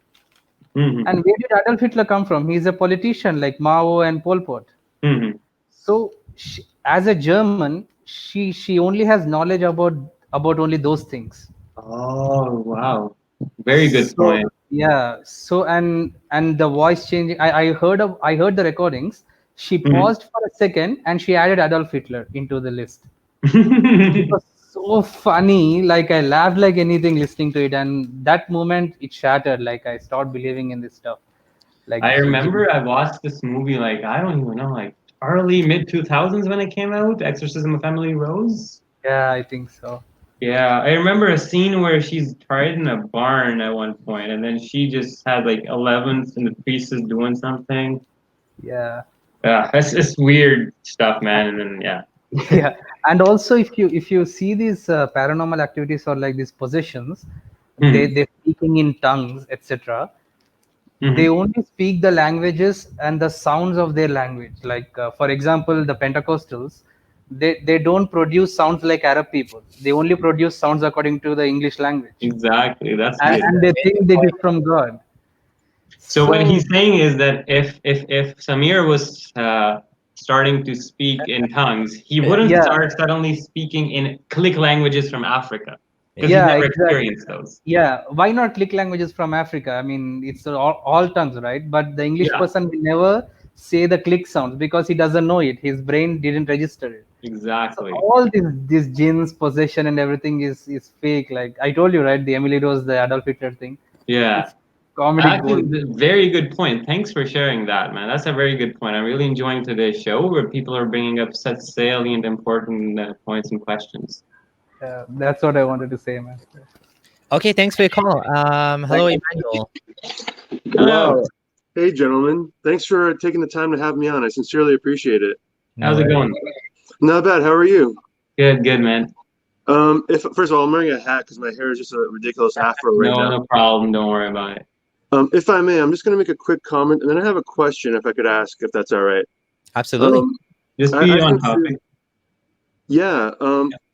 I think you guys are honestly so brave and so important to the world because for myself, I'm an atheist. I was born in an Islamic country, and I tried to believe, and it just wasn't true. I felt there was a lie. And all you can do when you go on YouTube, if you want to try to find people, you know, rebuttaling Islam, is always this ownage compilation. But not many people are doing what you're doing and taking the time to thoughtfully, kind of like a Dillahuntty, but the Islamic version, trying to, you know, break down these arguments and give these people an outlet. Because even the people who are arguing against you are coming in here and hiding their face, hiding their names, and that shows how much fear there really is. So sincerely, I think you two are some of the biggest heroes the world needs right now. And then my question, my question to you is, whenever I go on, if you go on Google News right now and you type in Islam, or you type in YouTube, you type in Islam, it's always pro-Islam propaganda, always positive. And part of that might be the fear of, I guess, violent Islamic retaliation. Is that disheartening to you guys? And how hard is it for you guys to try to kind of make a name and make a way for yourselves in this field and try to kind of reach out to the community? So I'll go first. You do make a good point about fear of retaliation. I think that's more of a subconscious thing. I don't think anyone wants to really admit it, that when Charlie Hebdo happened, that people were actually attacking the cartoonists. I don't think people would honestly admit, you know, consciously that, oh, we're doing this because we don't want to be next. I don't think anyone would say that, even though in the back of the mind, like I sometimes wonder myself, like, you know, what's the consequence going to be for, you know, usually when it's something more that, you know, something that'll go viral, like a meme or like a one sentence tweet, sometimes those things can actually come back and hit you because people get really upset about it. So sometimes I do wonder that myself. And then I wonder, am I doing this, not doing this because I don't want to be next or something like that? So that's a real issue, but I don't think people are necessarily honest even to themselves about it, especially when you're talking about, like, you know, white Western liberals, the ones, you know, when Salman Rushdie happened, it's shameful that people were attacking him. Like, you might not like what he wrote his book about, his satire, and, you know, but we need to stand up when someone is bullied like that. All of us need to stand behind him. Like, we don't have to agree with the content, and the book wasn't even that good, but they made it a big thing because they, you know, bribed Barbara Streisand effect by saying we're going to kill you for this book. They amplified his book, and everyone needs to stand behind him and not, you know, like, we need to all help each other, not against the, you know, we shouldn't be helping the terrorists, the people that want to shut us down, especially when he didn't do anything like that bad. He made a satire, he made a comedy or a book or whatever. Like, who cares? You know what I mean? If people are going to be offended about that, that's okay. You can be offended, but he has the right to say that, you know. So that's my position in terms of how difficult it is to do this. You know, the tech companies have a left-leaning bias. So when you're talking about YouTube, when you're talking about Facebook, when you're talking about all of these platforms, they tend to they don't want to be racist, they don't want to be xenophobic, they don't want to be bigoted. So what they do is they tend to shut us down, and sometimes it's unintentional. That it's coming, I think it's coming from a good place. I don't think the solution is to just abandon YouTube, go on some other platform like BitChute or something. I don't think the solution is to quit Patreon and go to Subscribestar. I don't think the solution is to quit Facebook, make a new social media. Those social medias tend to look like the dark web, these alternate social medias. You have like neo-Nazi content, you have like, you know, the most disgusting stuff. So Facebook and these companies, they're trying to keep the bad stuff off the internet. They're trying to keep off the far right and all of that stuff. But what ends up happening is sometimes I think we are collateral damage. I think that we are the ones who are getting hit by mistake. I don't think we are the target. And you know, Muslims sometimes they'll do this targeted action where they'll make a private group. Sometimes they're dumb enough to do it in public. And like I made a video about how they tried to attack Apostate Prophet, and they did it publicly on Twitter. They're like, hey guys, create a Patreon account, go here, report his content, let's get his funding sources shut down. I mean, that was just so stupid to do that publicly, because I just made a video on it and everybody's sending messages to Patreon saying, look what these guys are doing. They're trying to manipulate your system. So Patreon, again, you know, at the end of the day, all of these platforms, they care about the bottom line. And the bottom line sometimes means going by the majority. And Muslims are in many ways a majority, because there's a lot of YouTube viewers who are Muslim. So it is difficult. It's very difficult. It's, you know, it's not just the advertising income. It's also the actual income itself can be taken away from you, even if it's private donations. Like PayPal has been, you know, had taken away certain people's accounts. Patreon got rid of Sargon of Akkad, and that's when Sam Harris and Jordan Peterson left. So it is a struggle for sure. Gondal, do you want to add anything to that? Not really. I mean, I'd say that even on our videos, there are pro-Islamic ads on a lot of the times. Like you'll start a video on like Quran President Hajj ads are playing, or donate to Islamic Ali Dawah. It's actually, ironically, there were Ali Dawah ads on ex-Muslims leaving Islam on some years' videos. Personal troubles I've faced a lot, but we did talk about them, I think in the blasphemy streams. I don't want to reiterate.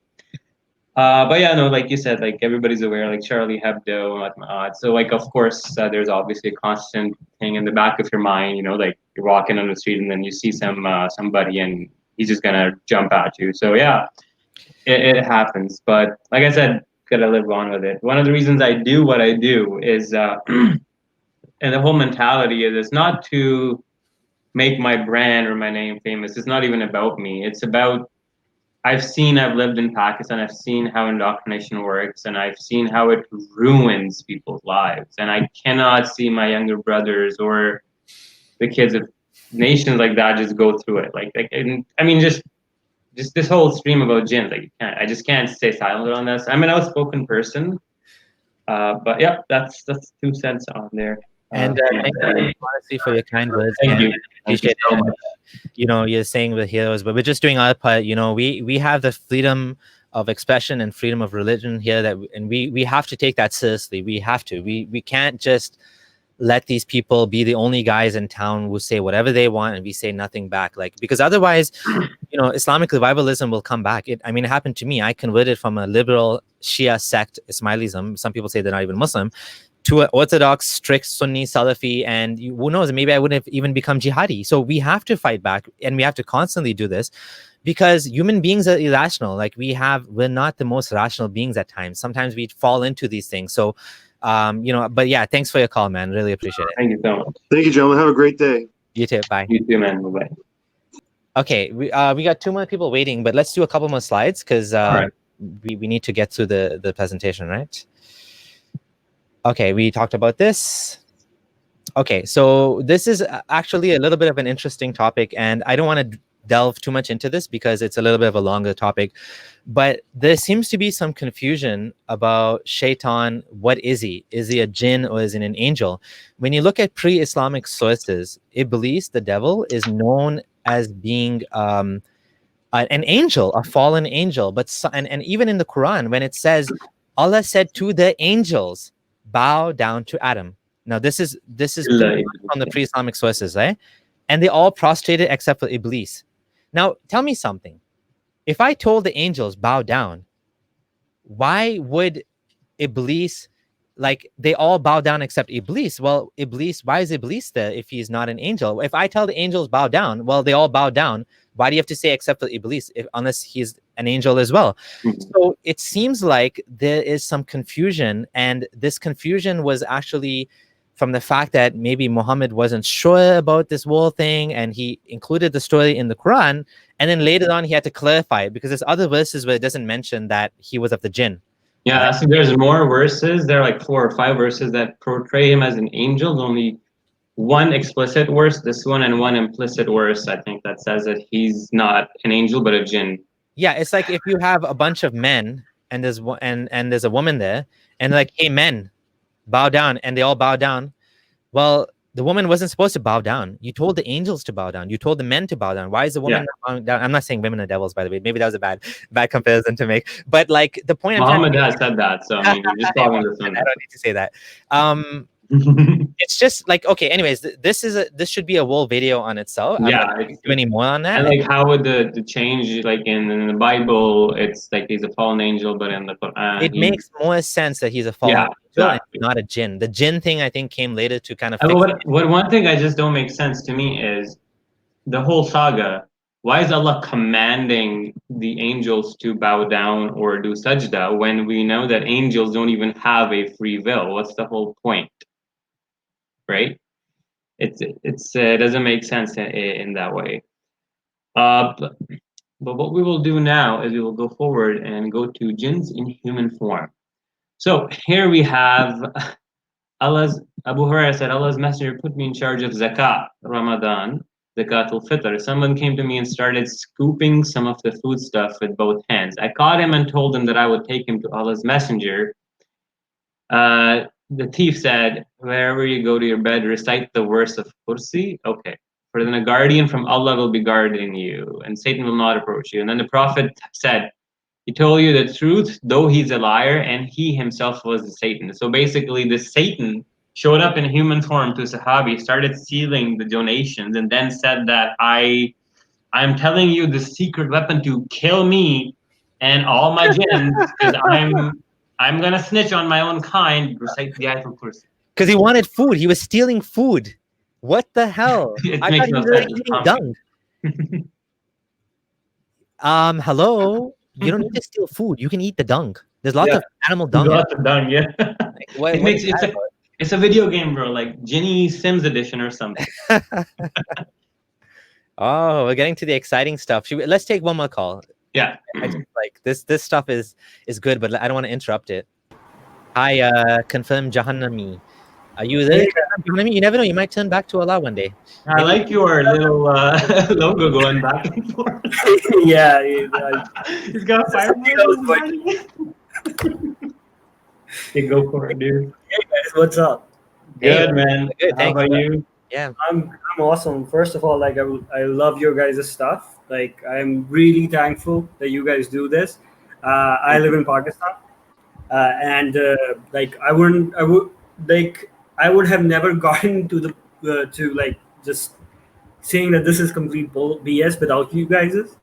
Like, thank you. I really thank you for that. Like the Mass Arab and like you Abdullahs, the servants of Allah, helping us, other servants of Allah, start a revolution.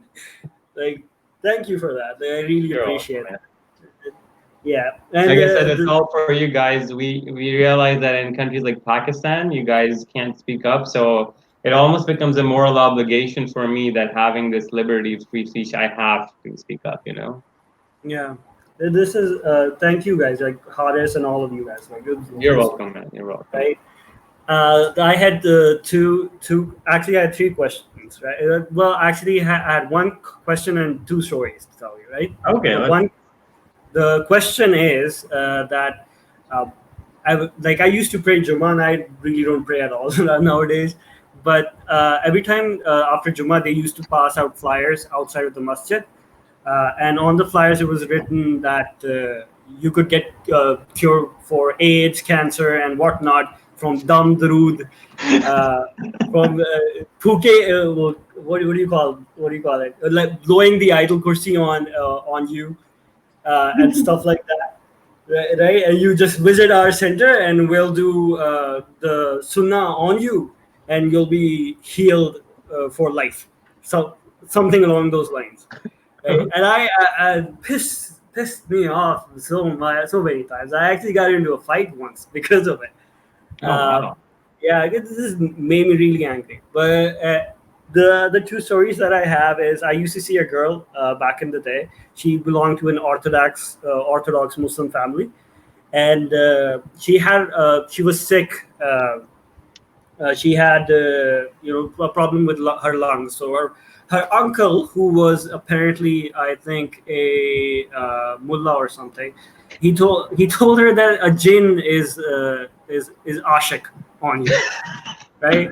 He is in love with you, and as far as I know, I was the only person seeing it, so I don't know. So your ex-girlfriend was a jinn had a crush on her ex-girlfriend, Yeah, right? Okay. Yeah. So there was that, and oh damn it, I think I forgot the other thing that I was gonna say. Nah, it slipped my mind. Sorry. Okay, no worries. If it comes back, you can always call in again. Thanks for the call. We'll take one more last caller, and then we'll get back to the slides. Thanks, man. Good luck with your journey in Pakistan. Stay safe. Don't stay safe, man. Tell anyone. I mean, avoid telling anyone. Don't have any blasphemous content on your PC and all that. Use a VPN. I'm about to leave soon.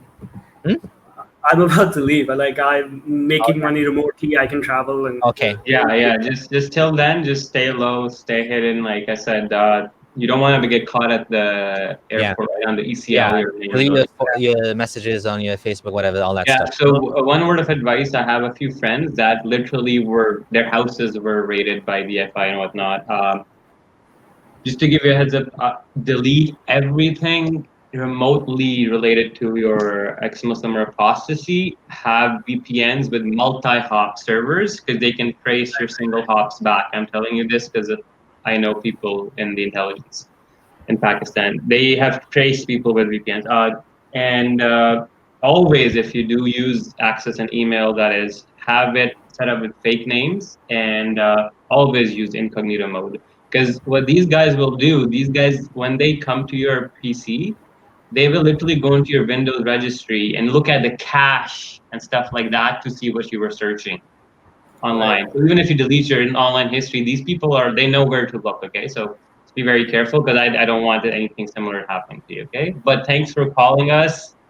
And just awesome. Story about the dung durud healing, just one thing center. And Samir made a video about this one guy.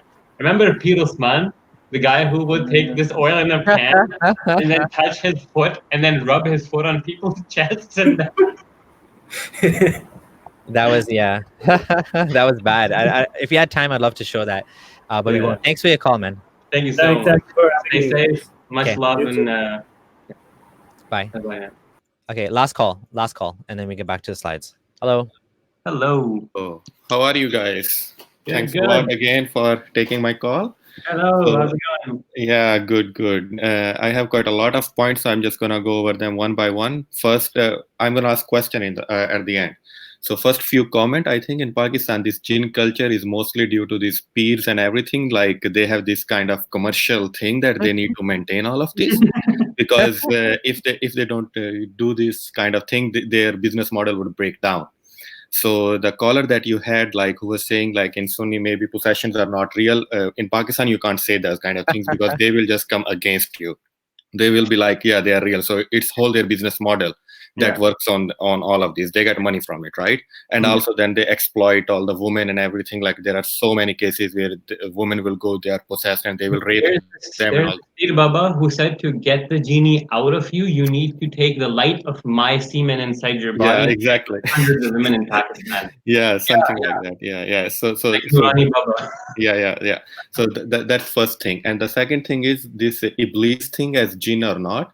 So I think I consider that's kind of like modification that they wanted to do to make the story better a little bit, to include the free will argument into the thing, which was not included before, because then they removed free will out of angels completely, but they still added one person who headed the free will, and that was Iblees.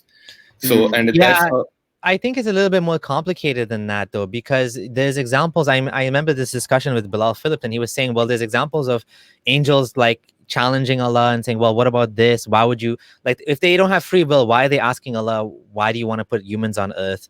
So I think there's a lot of contradictions when you look at the theology, and this is why Islamic scholars, they can do PhDs on this. Like, is there such a thing as possession? Isn't there such a thing as possession? Like, can jinns, like, there's contradictions and that are right there in the theology. I just want, like, just like having a neuroscientist or a neurologist sit on the panel when these theologians give their dissertation defend their PhD on exorcisms. Yeah. Pure comedy, man. But Yeah, I anyway. mean, it's like Harry Potter or any other like mythology. Yeah. If you wanna look at it as mythology, it's mythology. But if you think it's real, I mean, that's a problem. And I just want to say thanks to the people who joined the channel. There's two new members here, Zishan, Ayub, and Black Milky. Thank you so much. And for those of you who are new here, please do consider joining. The money you give does help the channel and really is appreciated. So Talal, you had also a question? Yes. So what I want to talk about is demons, concept of demons. Like if you look at Christianity and their theology, they have just the whole junk on demons, right? They are just the opposite side of angels and everything. But in Islam, what they have done is that demon concept is almost non-existent. It goes like along with jinn. Like jinns are considered kind of demons. They are not. There is no separate entity as demons in Christianity. So would you comment on that a little bit? Because then if you think on that terms, like these demons who can inflict you, or Iblees has all of these demons who can just come to you, like they can put this waswasa and all kind of this thing in your heart and everything. But then again, I didn't understand what you were saying about Christianity. Christianity doesn't have demons, you said? No, they have, but their demons exist different than angels. They are different entity. They are not jinns. I feel like the demons in Christianity are like just a category on their own, but he says that the broader category of jinns exists in Islam. Yes. And the thing is, I feel what ends up happening is that demons are solely inherently evil, right? But jinns can be evil and good in Muslim and Hindu. So I think that's what the thing was, right? Yes, yeah, exactly. But in Islam, demons are always jinns. They are not like a separate separate entity. Yeah. If so, the demons are just one type of jinns who are demons. Mm-hmm. And and they are just like these slaves of Iblees or something like that. And I think that is overall Muslim narrative, or I don't know, but it is never clear in Islam. Like if you it's not clear like what they're actually calling demon or not, like what happens to them, and that's really confusing. And even if you look about this hell concept, angels are in charge of the hell in Islam. Mm-hmm. Rather than having some demons, or I'm saying like they have this whole angel mythology, like Malik is his name, I think, and he's in charge of the hell and everything. So it is kind of an upgradation on what Christianity had. Like they just made this whole free will argument completely like free will out of angels, and they're just commanding, doing whatever Allah commands. So that was just one comment on this. Yeah, it was actually a good observation too. Like you said, devil and the demons are the caretakers of hellfire, and there's the one who torture people in the Bible, right? In the biblical hell. But in the Quranic hell, it's Allah using angels to inflict the torture upon people, right? So it's it's very interesting. Good thing to know. Thanks for your comment. I won't be able to really reflect on it because I don't understand the Christian version well enough. But yeah, thanks for your reflections. For the Pir Baba things, I have two stories that very close relatives of my family. I'm not going to name their direct relationship just because, privacy issues. But let's just say that one of my very close relatives was suspected of having Genie possessions. And this was after they had a concussion. And it was just post-concussion syndrome, nothing weird, right? But because from Pakistan, they're not that educated, they thought it's a Genie. Their whole family convinced them. They took him to a Pir Baba. No joke. The Pir Baba took kalonji seeds with mint leaves and mixed it in this weird neem oil, and then stuffed it up her nose till she puked. Because the guy said that when you puke out the evil from the demon. Yeah. And then he gave her this concoction of like 3 different types of leaves you have to burn, and then this oil mixture that he made, mint and neem and whatnot, that you have to add 2 drops to each nostril every day. Just bizarre nonsense. So there was one of those. Then the other one was this very little girl, and this one she's like 6 or 7, and she'd like be fighting off adults, her uncles, her parents. She'd be super strong, like we talked about earlier, like superhuman strength and whatnot. Again, same thing happened. They took her to the Pir Baba. This one was bad because they went to the Pir Babas for a while and they couldn't figure it out. And then the kid just grew out of it. And now we realize that the kid's older now, very, very much older. But it makes sense that the person was epileptic. Found out later on in life. Yeah, I have one thing to add. Okay. Like one of my family members, not really close, but they had this kind of issue. They went to psychiatrist there, also in Pakistan, everything. But they went to psychiatrist, and that didn't help them. As soon as they went to Pir Baba and they did something like this Damdrud and everything, and that seemed to help them, like that just calms them down or something. And this is this psychological effect which actually makes them go to Pir Baba rather than going to the psychiatrist. And that's kind of really weird thing. Like my mind cannot comprehend that, but it just works for them. It's a placebo.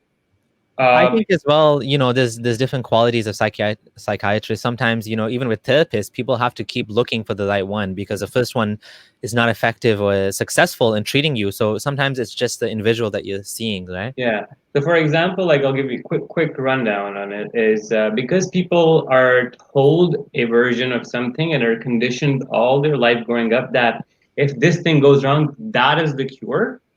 They have hardwired in their brain over 20, 30, 40 years that they have to do that. So what ends up happening is, even though they might go to a doctor and he knows exactly, he can see the lesion in the brain on the CT scan, MRI scan, he knows this med will fix it, blah, blah, blah. Person will not feel safe taking the meds from the doctor and will be more happier to go to the Pir Baba. This is a novelty effect too. So what ends up happening is placebo. Like in science, we do this where you give people a sugar pill and an actual pill and divide them into groups, and you'll see that both of them will be like, oh, it worked, right? But it's not really there. So the Pir Baba might be telling them it's working, and they'll actually start feeling the effects. They'll actually have physical better feelings. Another interesting thing with the placebo effect is people with damage to the frontal cortex are less likely to feel it, and people with Alzheimer's are almost, they don't have the experience of the placebo effect. So it's very interesting when you see these kind of things come out in neuroscience. So like I said, why this is important is the frontal cortex planning and pulling memories, piecing things together. Like it's piecing the social conditioning that you've gone through. If you eradicate that, the placebo goes away as well. That's just my explanation. Yeah, and one last thing, like being living Islam has made us probably more brave because we are not afraid of that dark anymore. Like we are not afraid of jinns or anything. Even if we wake up in the night or anything, we are not looking at that cloth hanging on the rod and thinking, oh my God, that's a jinn. Like you immediately realize it can't be jinn. You just have that now at the back of your mind, and you are more braver than you were before. Although I am still afraid of Muslims who can kill me, but I'm not afraid of jinns anymore, and that's a clear difference now. That says a lot, yeah. Thanks for your call, man. Thank you so much. Bye. Actually, like you said about the mentality, like it feeds into the paranoia mental state that it creates. Because, like, I remember I hear a knock on the door at the middle of the night or a door creak. Automatically, the first thing will come is jinns. Yeah. Not thieves. Not somebody breaking into my house. Jinns. I want to answer this one comment before we go back to the slides. Where does a free will angel contradiction occur in the Quran? So I'm just gonna tell you the Islamic narrative. The Islamic narrative is that angels don't have the same level as humans, because humans chose to take this burden of Islam or religion or worshiping God. They chose free will, whereas angels, they have some limited free will, but not unlimited free will. So that's what he was referring to. He was saying that, you know, humans go above angels in Islamic theology because, or they can go below, right? You have to choose. So that's basically the Islamic narrative. Okay, Jinn powers. Like, I'm starting to feel like I'm going through a 7th century Marvel comic book edition or something. Okay, jinns can mislead mankind. One of the points I wanted to show this for is in 6:128. It says that on the day Allah will gather the company of jinn, and he'll say to them, "O company of jinn, you have misled many of mankind." And their allies among mankind will say, "O Lord, some of us made use of others, and we have now reached our term." And then in 6:112 it says, "And thus we made for every prophet and enemy devils from mankind and jinn." Just to show you that the Quran is heavily invested in this weird idea of jinns, and then jinns whispering and being Satan and leaving people away from the religion. Or this also shows that jinns will be, like I said earlier, subjected to judgment at the end of the day as well. Let's keep going on. Okay. And it also says we made for every prophet and enemy from devils from mankind and jinn. Yeah, we'll get to the personal genie sidekicks in a bit. So apparently jinns can make babies cry. Do you want to explain this? Yeah, so This is a very frequently narrated hadith. This is a very small version, but it goes into the details where it adds to this that the only person that didn't cry from the touch of Satan was Isa, Jesus. And, yeah, and you know what's hilarious?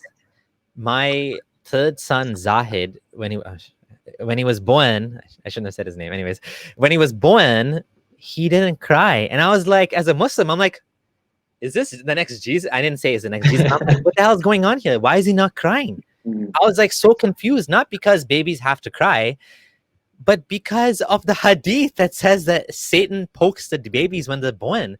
So I'm like, is he like... So there's Satan in hospital, there's poking babies in the maternity ward.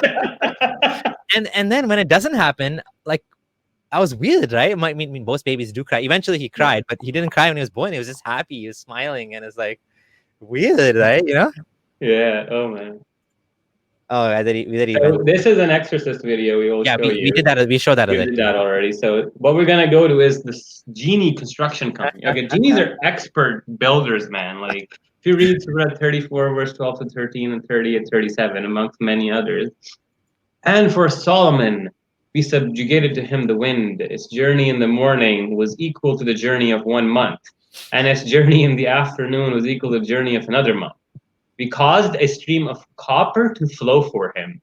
And there were some jinns who worked before him with the leave of his Lord. Whoever of them would deviate from our command would make him face the punishment. They used to make whatever he wished of castles, images, basins as large as tanks, and big cookware. Come on. I mean, it's too funny, dude. Yeah, like, and then the other word says, and it actually says that in the Quran. It used to make pots. Jesus. Like they subjugated all builders and divers. I don't know what he means divers. Were they like going in deep sea diving? I don't know. But if you want to have, why did Zulkarnain not just hire jinns to do this big public? But it wasn't Solomon, right? Because here's the thing. The Quran says that this power, the control of genies, was exclusive to Solomon, and we'll see why Muhammad will use that trick to explain one of his weird experiences, his fist fight with a genie. Anyways, let's go. Teleporting genies. This one doesn't talk about. Unfortunately, I kind of wish we put it now, but Hassan Radwan has a video about the absurd story of Solomon and how when he died, he had like a stick hold himself up so he wouldn't fall down, and like his body is dead. It's probably decomposing, but apparently none of these magical jinns could figure out that he was dead because he had a stick holding himself. Like, how does this make sense? This is in the Quran. It doesn't. These guys can whisper. You can't see them. They can see you. You can't see them. Yet they didn't know the Prophet was dead. And so, and why would the Prophet need them to do work after he's dead? Like, they should have been. Gives a break, man. Yeah, if they can, like, here's what I don't understand. If they can get into our brains and whisper thoughts into us, they know that they can detect neural networks and the liveliness if somebody's alive or not. How did they not do it with Solomon? This is just like, if you try to poke holes, you can poke so many holes in these stories. It's absolutely limitless. So the first reference you have here is the Queen of Sheba and the teleporting jinn, and he brought the so here's the one thing interesting is this mentions, I think, the Ifrit. There's a verse that mentions yes directly the big jinn. Says I here. Yep. Yeah, so it's Qala Ifritum min al-Jinni. So a stalwart, the big jinn said, I will bring to you before you rise up from your place, and for this task I am powerful and reliable. So the guy's saying, Solomon says, bring me the Queen of Sheba. This big jinn's like, I'll make it instantly come in front of you before you can get up from your place. I'm this powerful. And then he says, and he did that, and Solomon was like, wow, this is by the grace of my Lord that he might test me. So even if there's no more revelation from Allah, what, did jinn suddenly stop doing these things too? Exactly. Right? Like, this is nothing to do with Allah anymore. This is jinns. These are like magical creatures that have these powers. So why don't we see teleportation? I mean, yeah, I would say bring me the Burj Khalifa. I always wanted to see the Burj Khalifa. Bring it to Canada.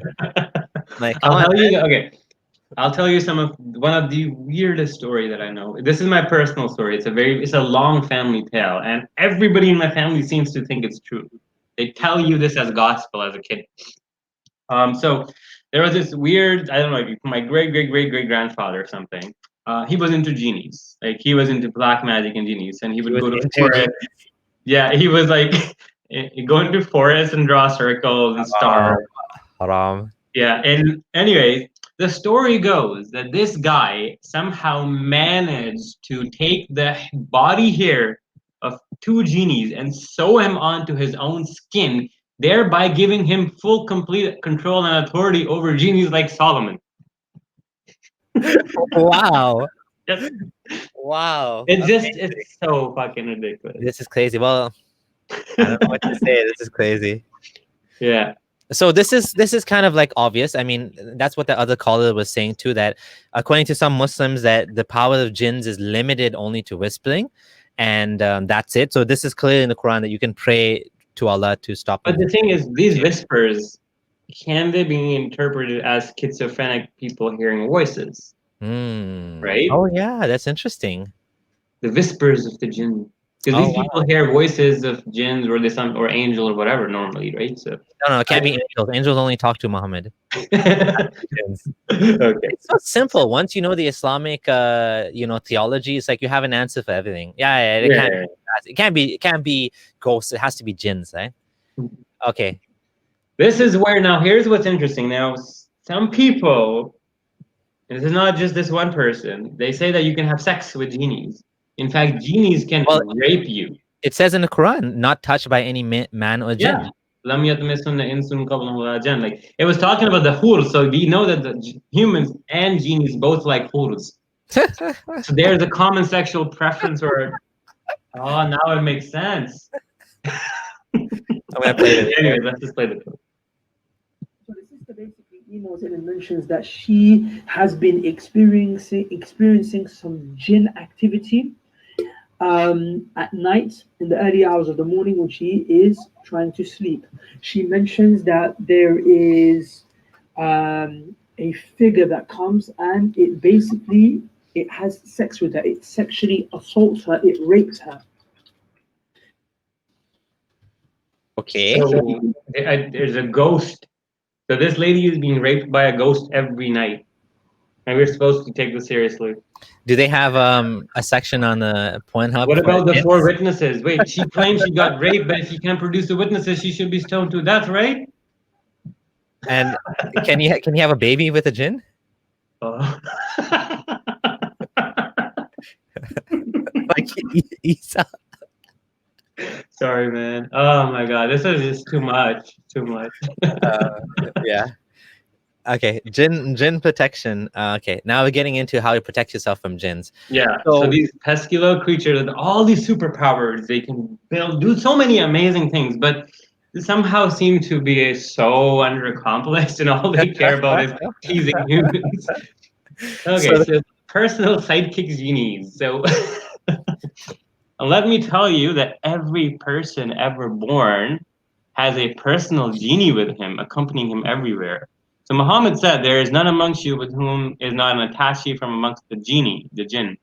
Then his companion, what about you, Messenger of Allah? Is there one with you too? And Muhammad said, yes, but Allah helps me against him. And there's another hadith that said, I converted my genie to become Muslim. So he doesn't give me waswasa. And the word is attached in the Quran. Yes, I was going to say that, yeah, exactly. I was going to say that it's also kind of hinted at in the Quran as well.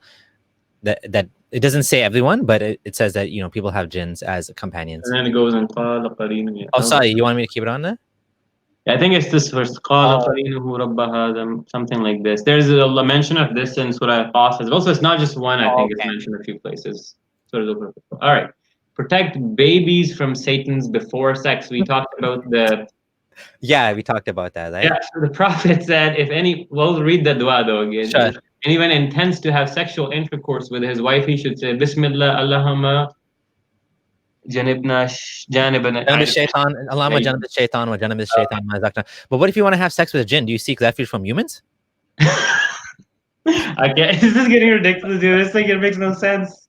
It's from every sense. You just elegant, stubborn kafir. Murtad. Fallacious murtad, yeah.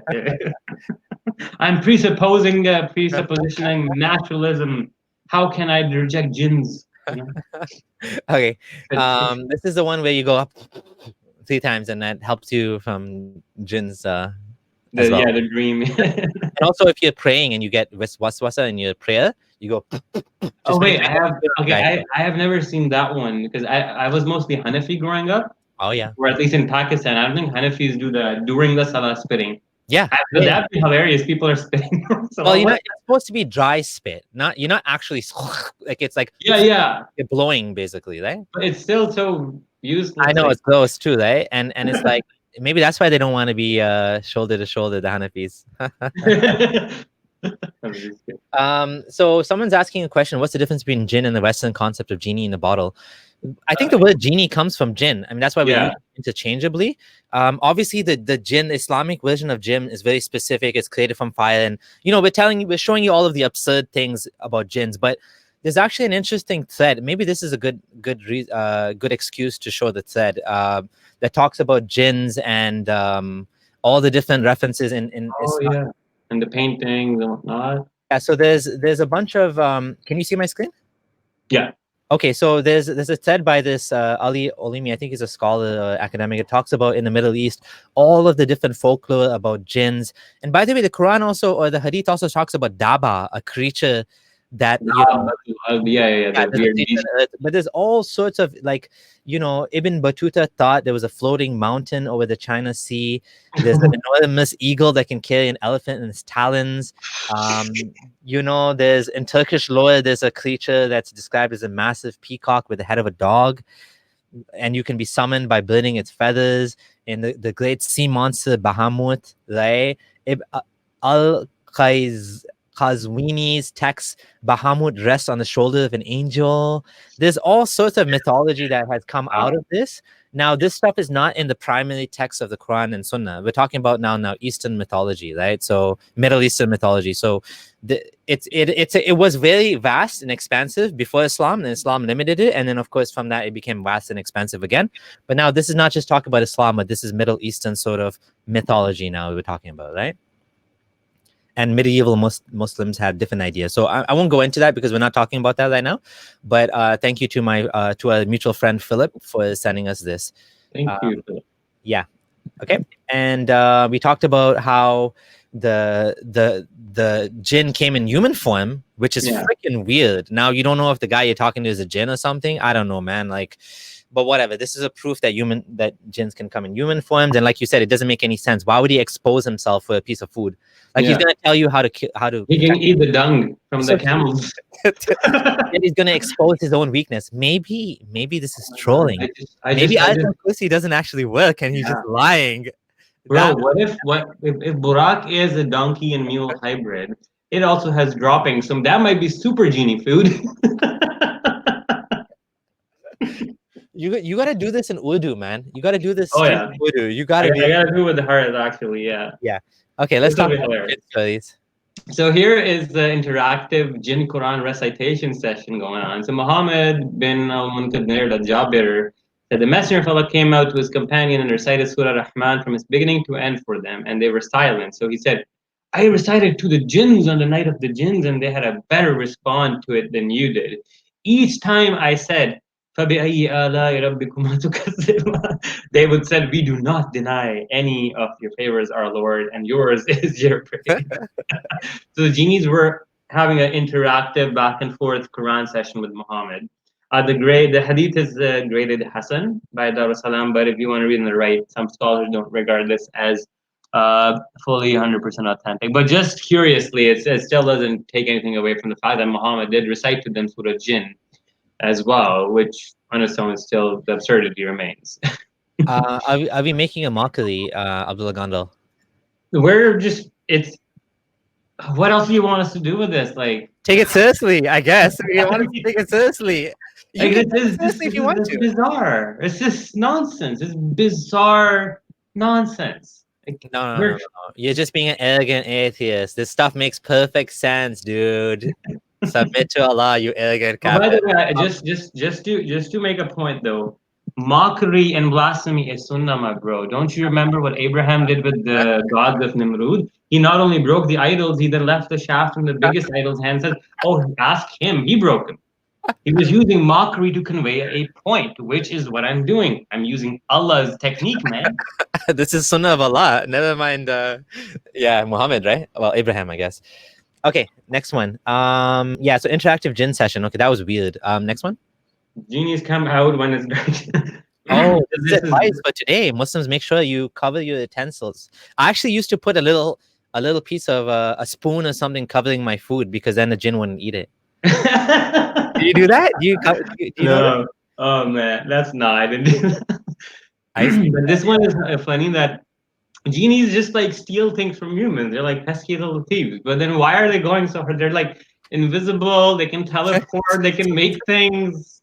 So he says, cover your utensils, tie your water skins, and close your doors, and keep your children close to you at night, as the jinn spread out and at such time snatch things away. So jinns can kidnap kids after Maghrib. Be careful. And yeah, sorry. Go ahead.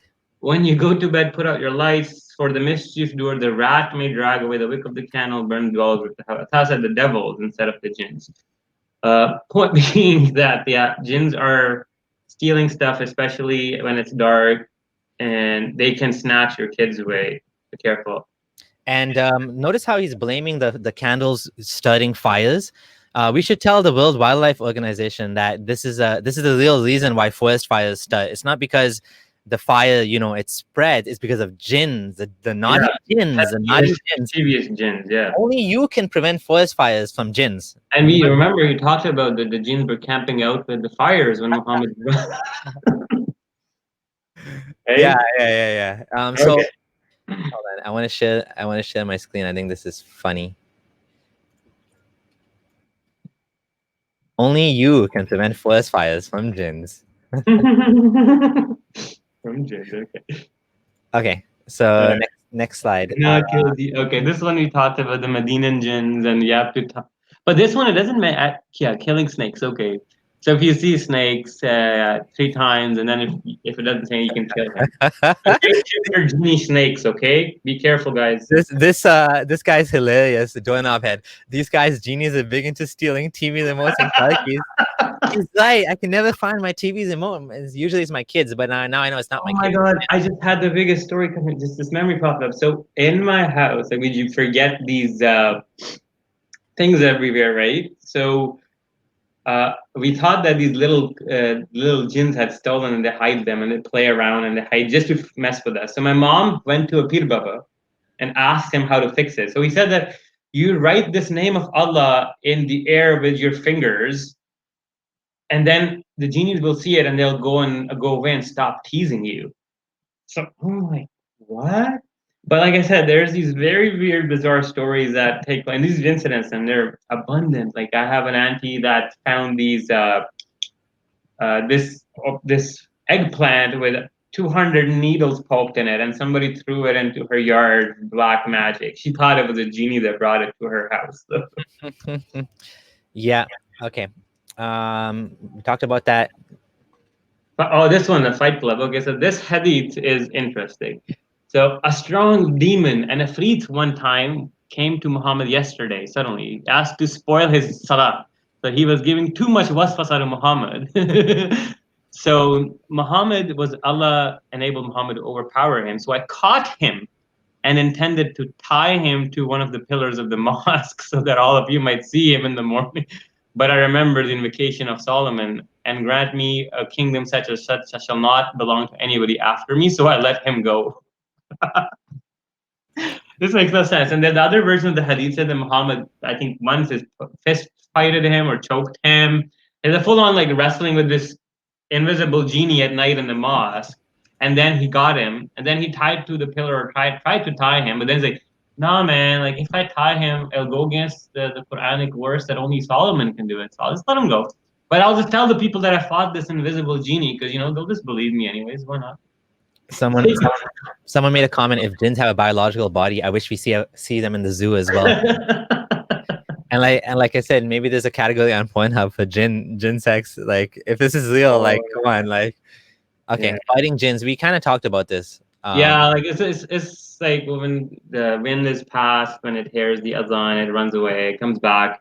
Dr. Jonathan Brown mentioned that the passing of the wind is a euphemism or like a metaphor for like horses running really fast, and when they run really fast, they pass wind. The Satan runs fast or away. But then the hadith still doesn't make sense because the words in the adhan that scare the jinn and Satan away are repeated almost identically in the Iqama and the Salah and Allah Akbar and Durood and Auzu Billah and Quran recitation. You can recite Surah Baqarah. Well, it doesn't make sense. The jinn still stays in the Salah, but is scared of the adhan. That's a good point, actually. Yeah, that's a very good point. Doesn't make any sense. Okay.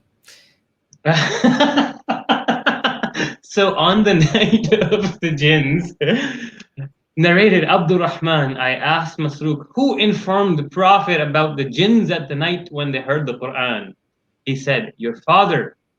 Abdullah informed me that a tree informed the Prophet about them.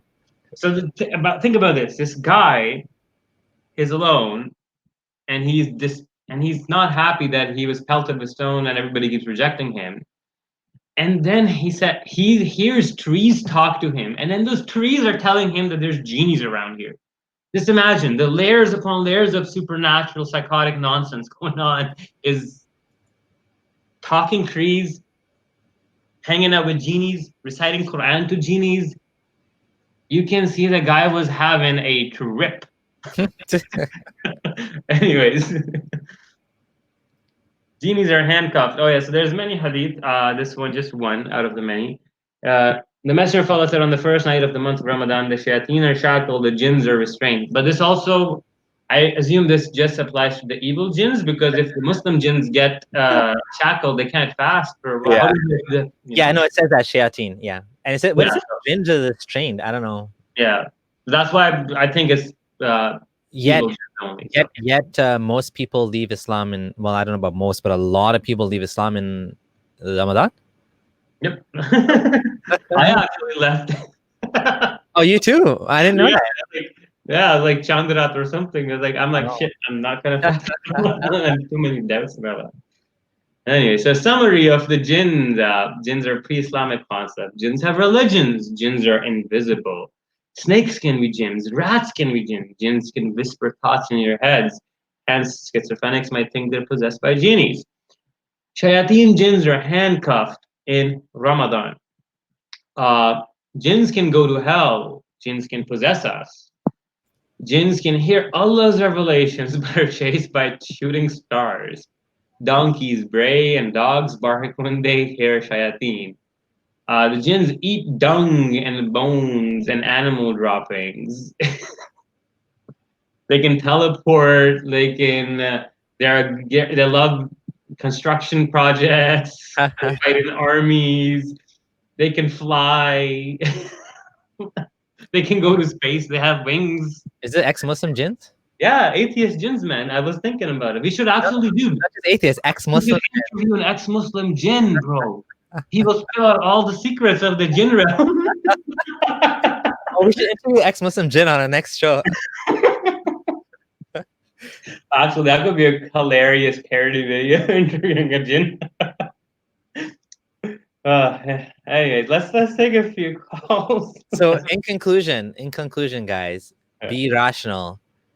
Thanks for watching. Like, this is, we're trying our very best to help people to see that that's how ridiculous this whole thing is. And yeah, we're laughing and having fun along the way, because that just that demystifies the whole thing. I'm pretty sure that's the reason why mocking is haram, because mocking actually shows you in a way like nothing else does that this is actually ridiculous. And it allows the thought process. Mocking the Sunnah is only haram if it's against Islam. Yeah, so I feel like there's definitely Islam or Muhammad didn't want people to laugh at these things, because when you laugh at it, it just makes the whole thing look so absurd, right? When you take it seriously, it's like like the Yasakari said, the emperor without clothes. When nobody says this guy's naked, everybody's able to hold the the image that, oh, this guy actually has clothes, until some little kid says, you know, you're just naked, you're not wearing invisible clothes, and then everyone's like, oh my god, he's right, he's not wearing any clothes, but nobody wants to be the first one to say it.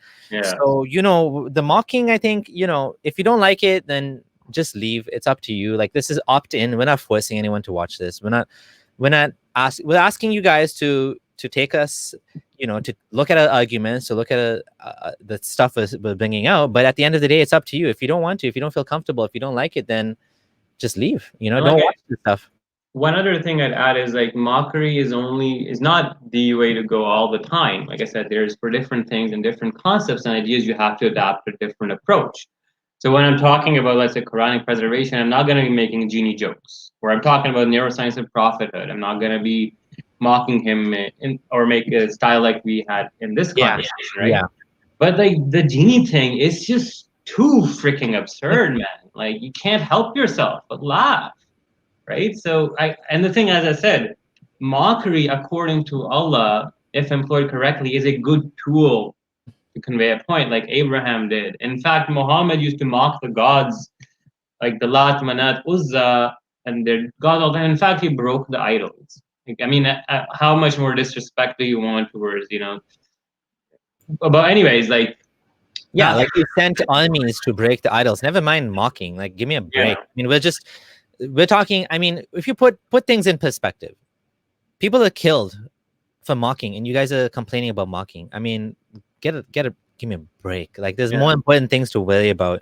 Like, you know, on one hand, they say you guys are irrelevant. Nobody, like, okay, so if it's irrelevant, then why is it bothering you? Just, like, leave us alone. And they're saying, oh, you leave us alone. But frankly speaking, we have got so much abuse in the last week, 2 weeks. It's absurd. Like, so many people are attacking me and you. It's like they've run out of arguments now. They don't have any sort of anything to do except mock us people and attack us. And here's Sultan, you know, his pictures of his sister and mother, and like, well, here's how I see it now. We're producing content, like we're doing presentations on neuroscience. We have a show going on. We're being nice, and we're taking Muslim and ex-Muslim callers and atheists. We're doing so many different things and positive arguments, and we don't focus, I'm gonna refute this guy, oh, he's a fallacious, lying murtad, or Muslim. We don't obsess over personalities. We're discussing ideas, and our intention is to search the truth and not make it about egos. And that's the thing. So we're putting out these amazing content, and what we get in reply, oh, hey, you like period sex? You like donkey sex? Oh, ha, ha, ha, ha, ha. I'm like, okay, sure, keep going. You're reducing yourselves into trolls. You're accepting yourselves being trolls at this point, right? And that's the thing. And this is a very interesting pattern I've seen emerge, especially after this Quran saga, where the point, it's absurd. There's pictures of me, people making fun of my hair, my nose, putting donkey pictures, all sorts of absurd things. Like, and same with Samir, you know, like making fun of his face, and my mustache, or calling us gay, as if that's an insult. Yeah, there's definitely, they've definitely lowered the standards of, and it's not everybody for sure. Like, I mean, I feel grateful in a sense that at least there's been some sort of integrity with the old Dawah guys. Now the new ones, the young faceless Salafi trolls that are on YouTube, Twitter, and whatever, and these young Pakistani, you know, edgy Pakistani Muslims, they think they're being so cool. I don't know. These guys seem to have no integrity whatsoever. At least the guys before, they would say, guys, don't make fun of his face, you know, don't make fun of his wife. 2 years ago, like that was a couple years ago. Now it's just like, now it's like everything is fair game to these guys. Like, to the point where they're making memes about my wife, photoshopping her breasts and whatnot. It's absurd, like the level they've dropped down to. And then they focus on trivial side points. We're making arguments, we're discussing ideas. Their whole discourse has devolved into slander and oh, these guys, they're immoral, you can't take anything. It's just slander. It's character assassination. And it's bad on them, honestly. Like I said, that's that. What I wanted to do, if you have any callers, we can take a few calls, and then we will call it a day, because it's run for 2 hours. Yeah, I gotta get going, actually. Okay, so what we'll do is we will end the show here, but thanks for joining us. It was an amazing conversation. We went through a lot absurd ideas and things. And it's actually funny, like, I mean, in discussing the polls and stuff, I hope this conversation really, really helps people see that the ideas and the mythology that is part of Islamic literature is nothing but a human effort. It's an amalgamation of different ideas in pre-Islamic Arabia that were canonized into Islam officially under the guise of genies by Muhammad. The whole situation surrounding the genie story is bizarre as well, and how it was revealed. There's actually the fact that there's a whole chapter dedicated to genies in the Quran, and Muhammad is conversing with these invisible beings, bizarre on its own. So we also discussed about how ruqya and the misdiagnosis of mental illnesses is a problem in not only just the Islamic community, but in general too, in other communities, like exorcism of Emily Rose is one example too. And mental illnesses have been historically misdiagnosed and attributed to genies and stuff. And people end up, instead of getting the right proper care, they end up doing more harm than good when they start doing these ruqya things.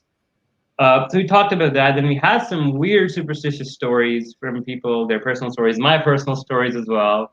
And then, yeah, we discussed a little bit about theology of Iblees and Satan. In the end, we see that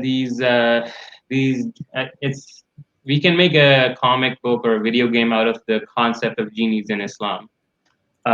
Maybe in the next 10 years, who knows? We've already started having a series like the Jinn series on Netflix, I think, and the Messiah series on Netflix. So I think we're starting to see Islamic mythology being used in Hollywood as well, and this will be great to see. Anyways. I was going to say, like, I really appreciate the Muslim callers who called in today. And I do think that this just makes the show that much more interesting. Obviously, we don't want trolls. And if you're going to be a troll, we're going to kick you out. But if you're going to engage with us, like on the topic especially, and you're not just going to here to poison the well and to make us look bad and to slander us, we are like happy to answer your questions, especially on the topic that we're discussing. And if you don't know the answer, I'll just say we don't know the answer. If you think I made a mistake, just point out where either of us made a mistake. We want to attack the religion on its strongest points. We're not here to make a straw man of Islam. We are trying to convey it the way it's believed by actual Muslims. And again, like that caller that said that not everybody believes in possession, that's great. I mean, the caller that said, well, in Pakistan people laugh at you if you say there's no such thing as possession. It's such an integral part of the society there, like the walls bleeding blood, and these things are common over there. Over here nobody talks about jinns. It's like if you tell someone you had a jinn experience, they look at you like you're crazy. Yeah. But they'll think, oh, this guy's a little nuts, talking about ghosts and jinns and stuff like that. And people here look at things differently. When something happens, they don't immediately jump on a jinn explanation. Like my cousin once told me, oh, the cat used to get in the house and she didn't know why. She thought it was a jinn. And that was my Muslim cousin. Now she's like probably thinking that was dumb of me to think that. But at that time, that's how she was thinking. She was thinking the cat was a jinn or something. It was a black cat. Well, in Pakistan, we have this, there are cultural aspects of the jinn mythology too, where the female jinns are called churail, witches, I would say to translate to. But the way to identify them is their feet are backwards. That's what my dad said. And he said, like, one day, like in the 80s, he was like bicycling and he was by graveyard night and he saw this person and he looked at her feet and they were backwards. So he biked as fast as he could. And this story's been, like, the idea of the backwards feet, the churail, has been told to me by, any person I can think of. It's so commonly known. Bro, like, I am so grateful that we don't think like that. Yeah. This is the greatest gift, God. I mean, looking back at it, man, like, the universe used to believe this. Yeah, the universe or God or whatever, like, we are so blessed that, like, when we see things, we think about it rationally. We don't jump to these weird ideas. The world makes so much sense now. It's coherent. Like when somebody says, near-death experiences or something, we come up with an explanation that makes sense. We don't have to come up with these weird beliefs that don't make any sense, like Adam and Eve and, they had incest and, the kids had incest. Like none of that makes sense. But when you look at evolution, you look at science, you look at physics, you look at biology, it all fits in so beautifully. If I can plug a book that I want to recommend that people read, it's called A Short History of Nearly Everything by Bill Bryson. It's a beautiful book that shows like how science developed, how humanity has discovered things over time. And I'm so grateful that we are not believing in this dumb dogma, that we're not wasting our lives. Like some people might think we're wasting our lives doing this, but we love this. We're doing this as this is a joy for us. We're doing this as long as we want to do this. And if we don't want to do this, we won't do it. For now, we're going to do it. Maybe in 10 years, we'll be doing something else. Maybe we won't.